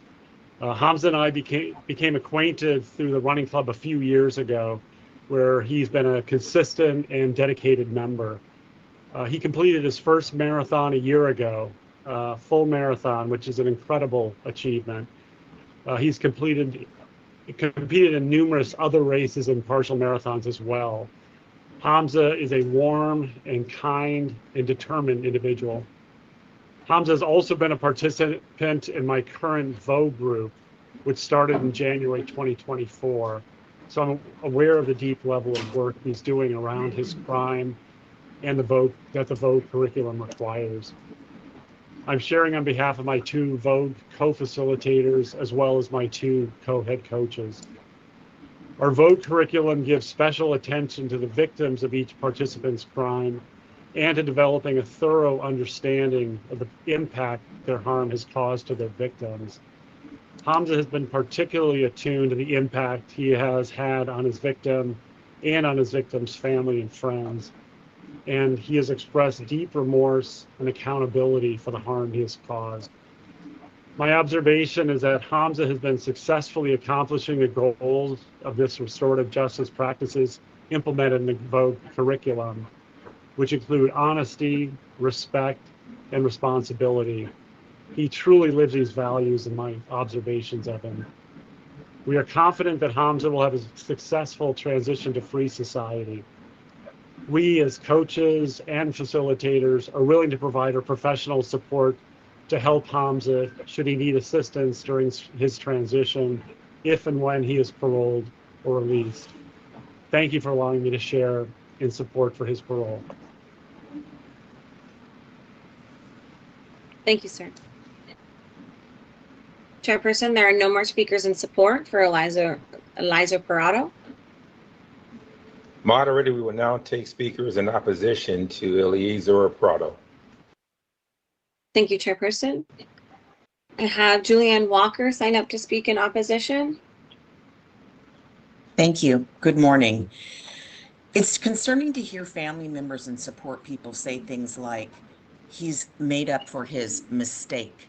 This case was a horrific rape by a 37-year-old of a 75-year-old woman, his wife's grandmother, where he forced himself on her, raped her 13 times in 3 separate locations, forced her to orally copulate him, even taking her teeth out so she wouldn't hurt him. That's no mistake. It's horrific. So it's really disturbing to hear that the support people want their loved one back when there's no acknowledgement of what this man did. And he hasn't admitted it either. He hasn't gone into the full extent of his crime. So unlike the Vogue counselor just mentioned, he's given multiple inconsistent reasons for his rapes. He's said that he found the victim attractive, he thought the victim wanted it, he wanted to do the act to his then girlfriend, and he was also upset at his wife and wanted to hurt the grandmother because of it. He wanted to relieve himself, and he was high. Also, he was upset at the victim because she told him to leave and he did not want to because he was homeless. Each time he found another reason, and after the commissioner led him to an answer. Also, when the DDA tried to clarify whether or not he admitted his acts fully in order to determine his insight and see if he was minimizing, she was prevented to do so. This is a problem with these inflexible rules and objections by defense counsel that get in the way of getting at the truth. Given that new information that he just admitted at the time of the hearing, that he started offending at the age of 9 and continued to the age of 30 years old, this should have been looked into by the clinician who indicated that there was a concern with the insight of this inmate, and that coincides with that of the governor. Thus, we ask for this to be rescinded and set for a new hearing. Thank you. Thank you. Chairperson, there are no more speakers for Eliza Parado. Thank you. We are now nearing the end of today's agenda. We will have an opportunity for people to comment on any of the cases on today's agenda after the remaining 2 cases, but you must be on the speakers list. You can submit a speaker card available on the board's website under the tab called Board Meetings and the link called Meeting Agendas. Alternatively, you can call area code 916-267-0857 and provide your information and the case you would like to speak on. The next case is Rodolfo Rivera, CDCR number J17660, item 35. Moderator, please call for speakers in support. Chairperson, there are no speakers signed up to speak in support of Rodolfo Rivera. Moderator, we will now take speakers in opposition to Rodolfo Rivera. Thank you. We have Rebecca Hines signed up to speak in opposition for Rodolfo Rivera. Yes, good morning.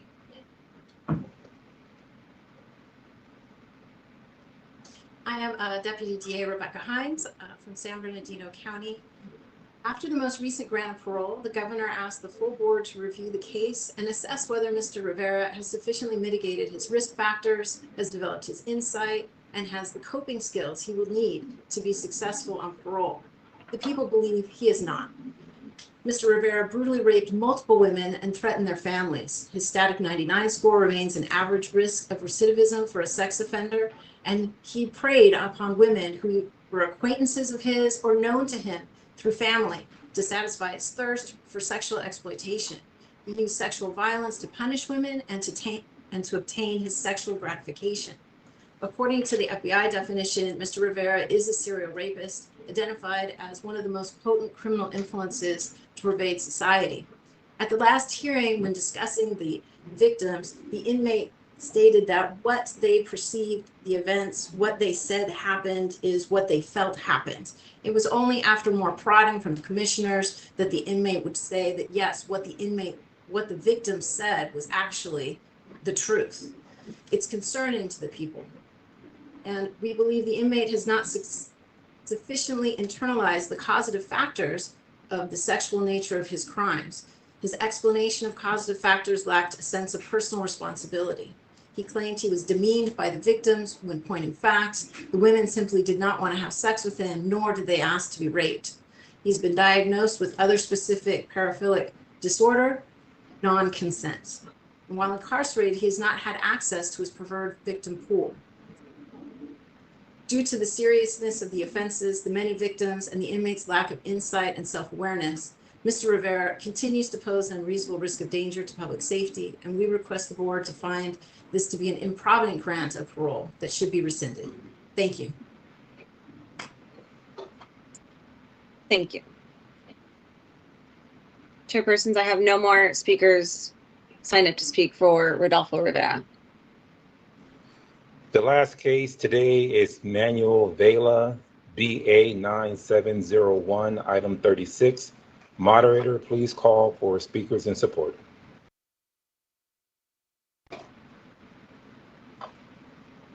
Thank you. People who are signed up to speak in support of Manuel Vela, please raise your hand by using the Microsoft Teams button by pressing *5 on your telephone. So help us enable your microphones. The first speaker I have signed up to speak is Jose Vela.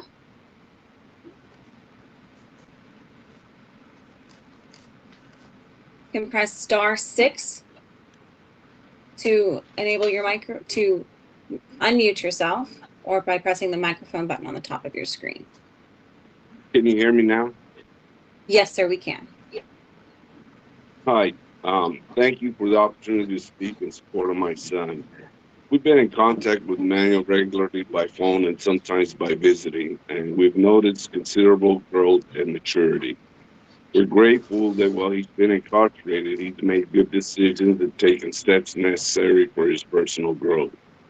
He's experienced sincere remorse over his actions that resulted in his incarceration, and especially for the harm that he caused others.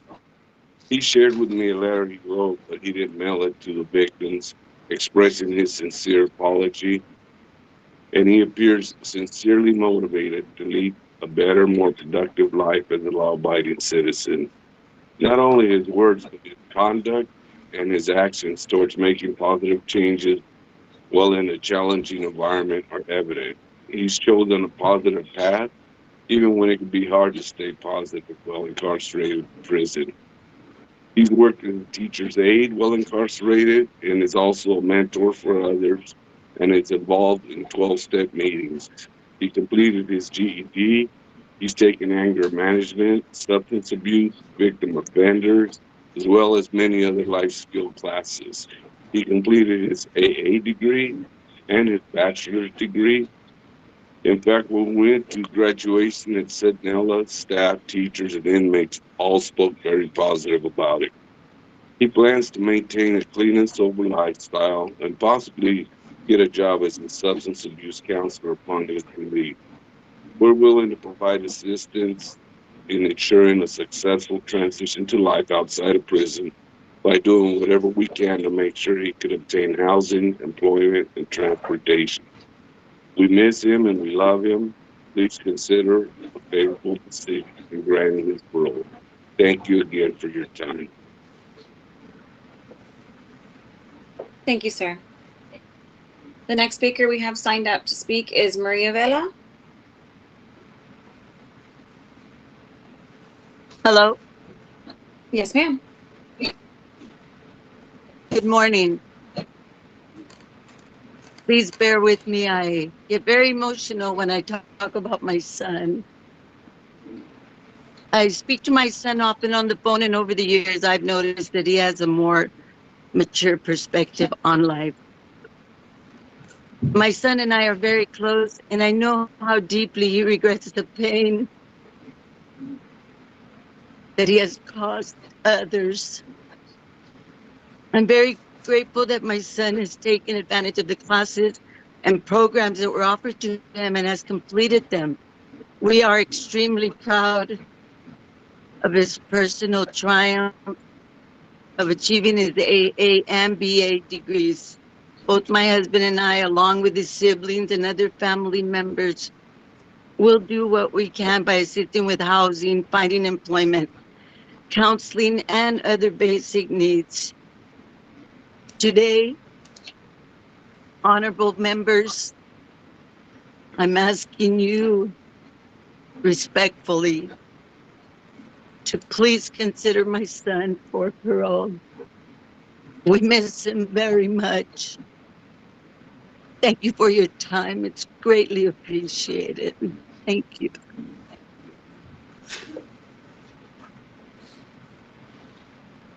Thank you. The next speaker I have signed up to speak is Teresa Trablova, but I do not see her on the participant list at this time.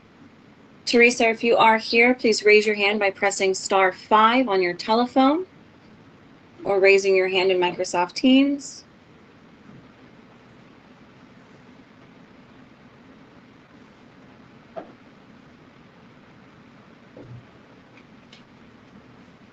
I do not see Teresa in the participant list at this time.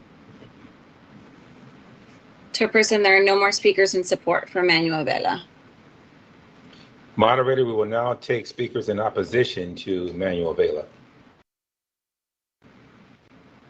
Chairperson, there are no speakers in opposition for Manuel Vela. Moderator, do we need to circle back to any speakers who were not able to make contact with us earlier? Yes, we did. If we could circle back to Travis Hudson, order number 26 for Maurice Hudson, speaking in support.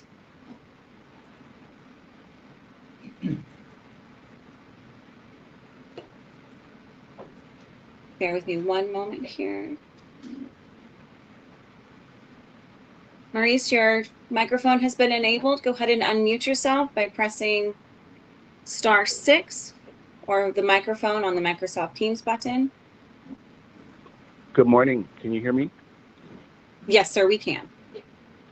Great. Good morning. Thank you so much for this opportunity. My name is Maurice Hudson, and I am speaking in support of my cousin, Travis. I wrote a letter on Travis's behalf a couple of years ago, and I hope it's still part of his file because I sort of put everything in there. But in the time that I have now, I just wanted to say I've known Travis his whole life, and he's had a lot of challenges that he has overcome. And I really found him to be an exemplary young man throughout the time of his youth and getting to know him as an adult. He was always employed. He was always helpful and generous. He had his own place. He had a steady job. And I'm not super familiar with the details of the case that has him in custody now, but I can speak to his character as a person and to the fact that we will be here to support him as a family and to embrace him and to make sure that he can make his contributions to society. And I'm sure that the folks who are affected by what has happened have strong feelings as well, and I completely understand and respect that. But I am 100% sure that Travis has a lot to offer to society. His temperament, his character, his intellect, his warmth. He's a good person. There might be some situations where people kind of have habits of bad behavior or character. And then there are other situations where I think people make mistakes and they learn from those mistakes. And hopefully they can atone for those mistakes and be a net benefit to society. That's what I believe is the case for my cousin. I've been looking forward to seeing him again. I did visit him while he was incarcerated. I got to meet some of the folks that work with him every day. They told me what an asset he has been to the community there, and how they rely on him. So I really think there are a lot of good reasons to believe that he's going to make everybody know that it Your is 2 the minutes right have decision elapsed. Please conclude your statement. Yeah, I was just saying that it's going to be a good decision to let him wrap up this chapter of his life and move forward and start to make amends and make his contribution to society. Thank you so much for letting me speak. Thank you, sir. The next speaker I have signed up to speak is for opposition for Travis Hudson, is Julianne Walker.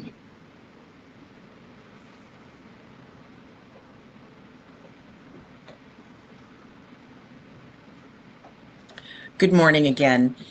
With respect to what this gentleman did, and I use the term gentleman very inappropriately, he committed an awful crime against his coworker when he helped her pay for an apartment and bought some TVs for it, but she later told him that she needed space.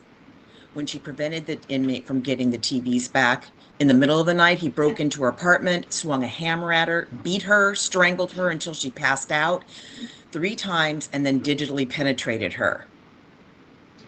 A horrific crime again.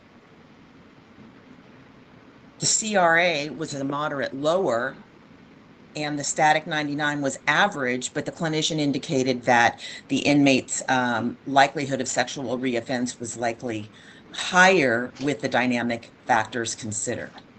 So given this horrible crime, it's honestly unclear why the panel felt that he had sufficiently rehabilitated with only serving a little over 12 years. And the people feel that this grant is improvident and should be rescinded. Thank you. Thank you.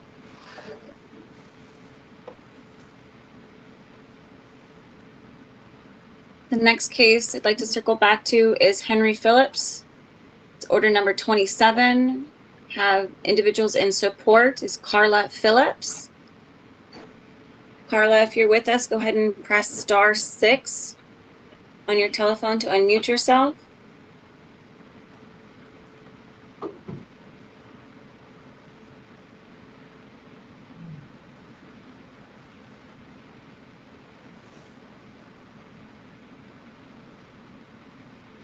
Don't see Carla. And the next person I have is Katrina Satfield.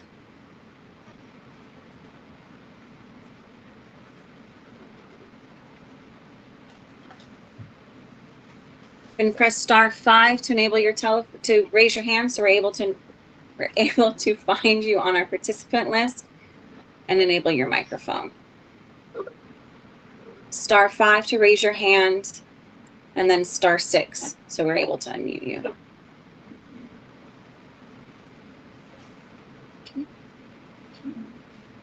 Cannot find her in our participant list at this time.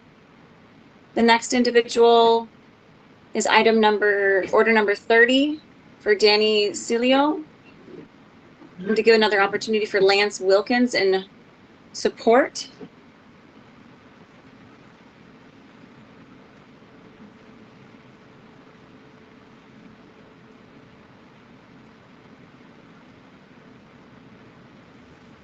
Okay. The next individual is for order number 30, Gustavo Flores. I have Maria Flores, who's speaking in support.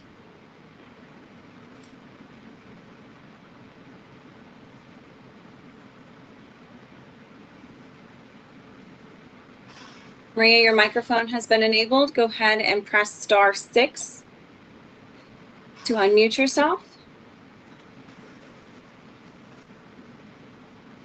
Oh. Good morning. Can you hear me? Yes, ma'am, we can. Thank you.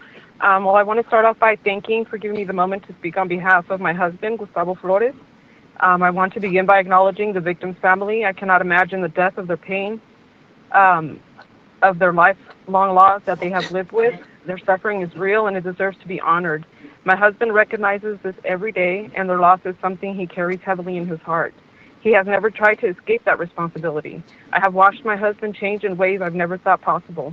Over the years of his incarceration, he has looked inward and faced the truth of his past without excuses. He spent countless hours in self-help programs, trauma accountability groups, learning how to understand empathy, emotional control, and the impact of his actions. His remorse is not just words. It's something that has shaped him into a different and better man. He often tells me that he wishes he could undo the pain he caused, and that knowing that he cannot is what drives him to continue working on himself. He has become a man who listens before he reacts and thinks before he speaks, who carries himself with maturity, peace, and responsibility. If he is granted parole, he will come home to a stable and supportive environment. Our family is prepared to help him continue this path of growth. He has a home waiting, emotional support, financial support, and employment options. He will not be alone within this transition. He's never been alone. Honorable Commissioners, I respectfully ask that you consider the depth of his remorse, the sincerity of his transformation, and the years of effort he has put into becoming a better man. He understands the weight of his harm he caused, and he is committed to honoring the loss of living the rest of his life with integrity, compassion, and accountability.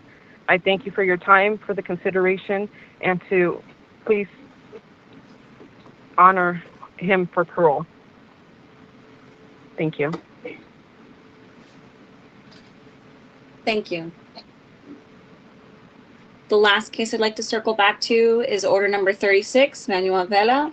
Give another opportunity for Teresa Trebova to speak in support.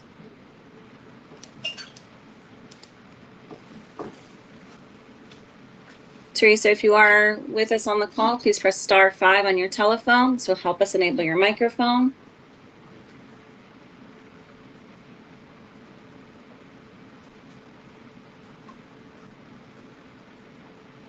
Chairperson, there are no more speakers for today's cases. Thank you, moderator. At this time, does any board member wish to request an agenda item for a future meeting? Not hearing anything. Now we will hear comments from the public regarding general matters related to the board. We are not taking comments on cases right now. You must be on the speakers list to make a comment.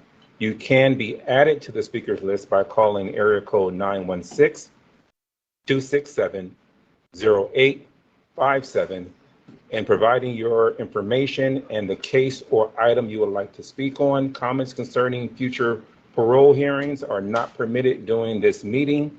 Please send those comments to the board for inclusion in materials for that hearing. Comments are limited to 2 minutes and there is no opportunity for rebuttal. Please wait to speak until we call your name or identify you by your login information.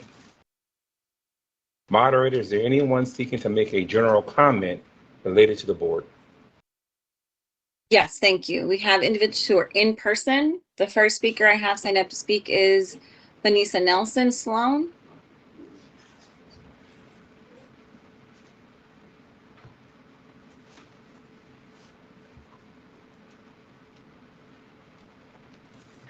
Thank you. On behalf of the lifer population, I would like to ask the commissioners for additional clarity in dealing with confidential information in their files.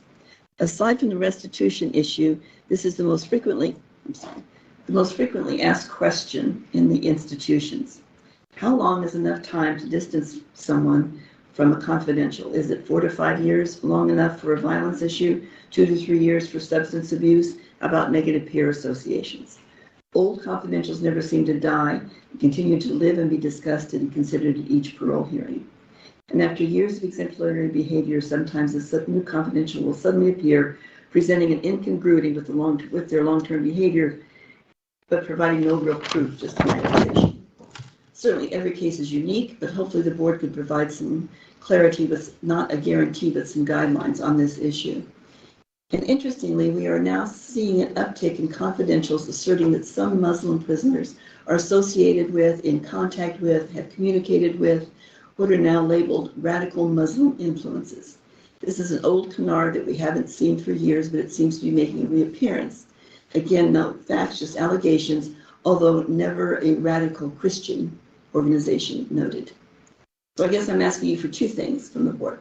Demonstration of clarity in the lifespan of all the confidentials, and a realistic consideration of what can be really just hearsay accusations. Thank you.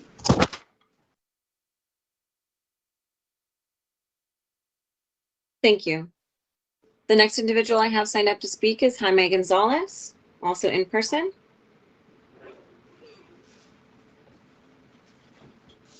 Good morning.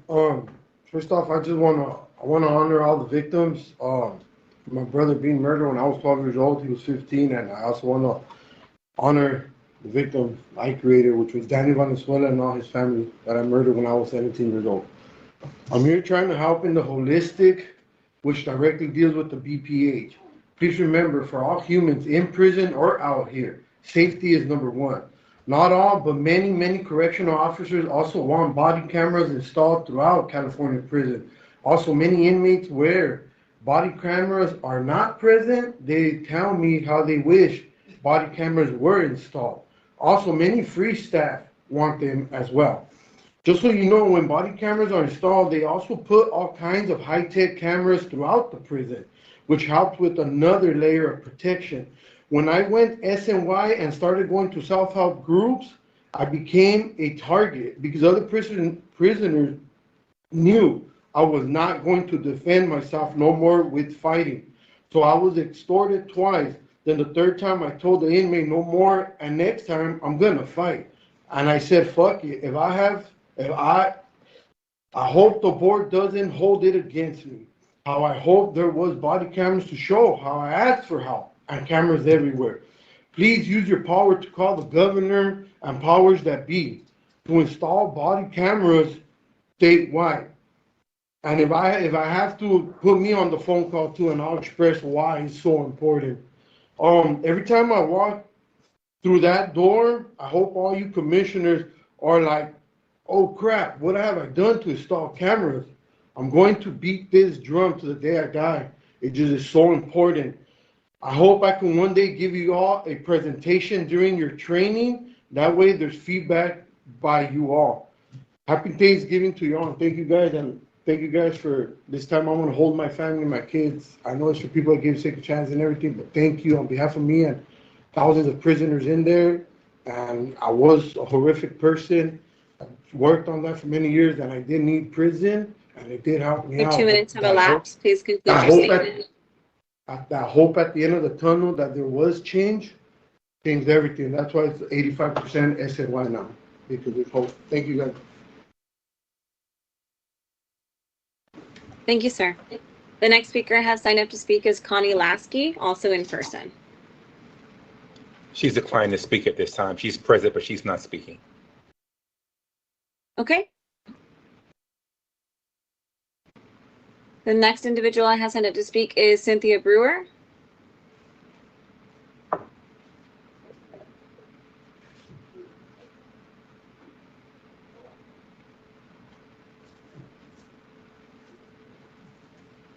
Cynthia, your microphone has been enabled. Go ahead and unmute yourself. Thank you very much. Good morning, Commissioners. Each month, a 2-minute limit is imposed on each person making a public comment.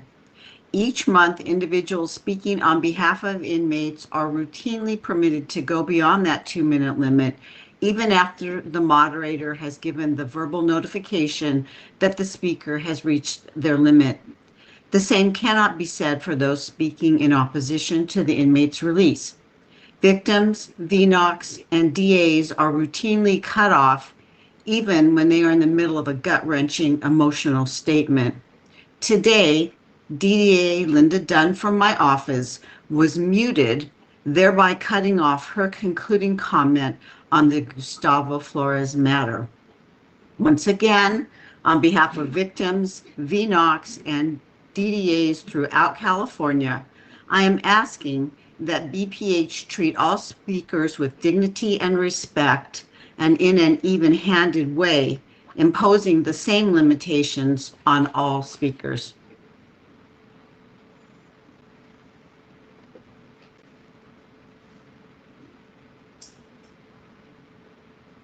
Thank you.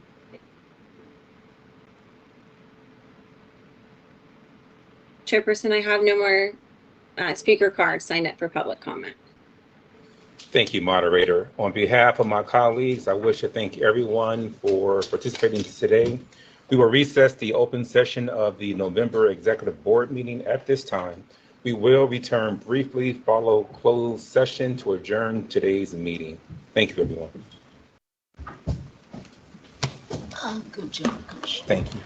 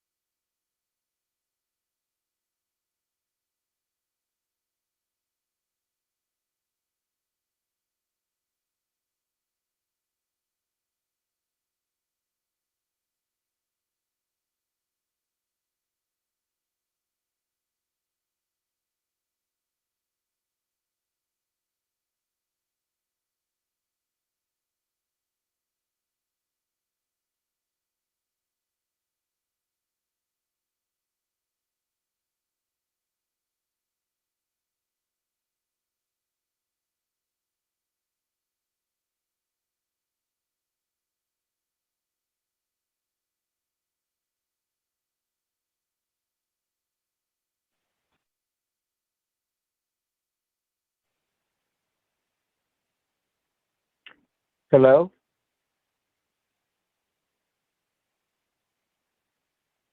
I just had a question. Are we still to stay on the call maybe to adjourn meeting? Is he going to give decisions then?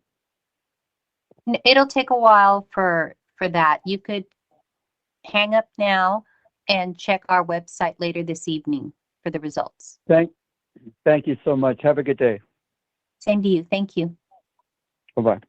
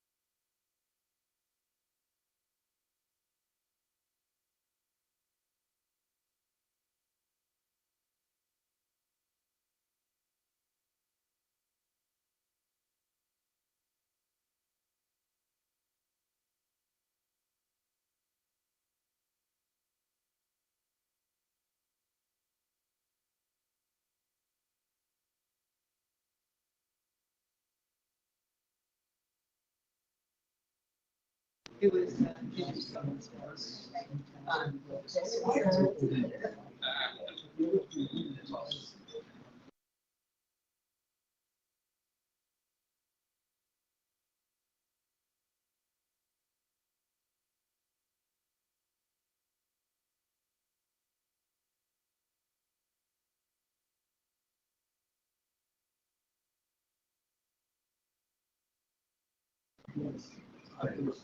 Okay.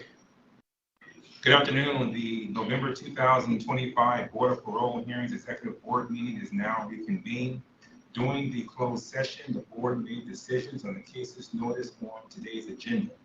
Board staff will post the decisions in the lobby of the board's headquarters at 1515 K Street in Sacramento and on the board's website within 24 hours. On behalf of my colleagues, I wish to thank everyone for being here today. The November 2025 Executive Board meeting is now adjourned.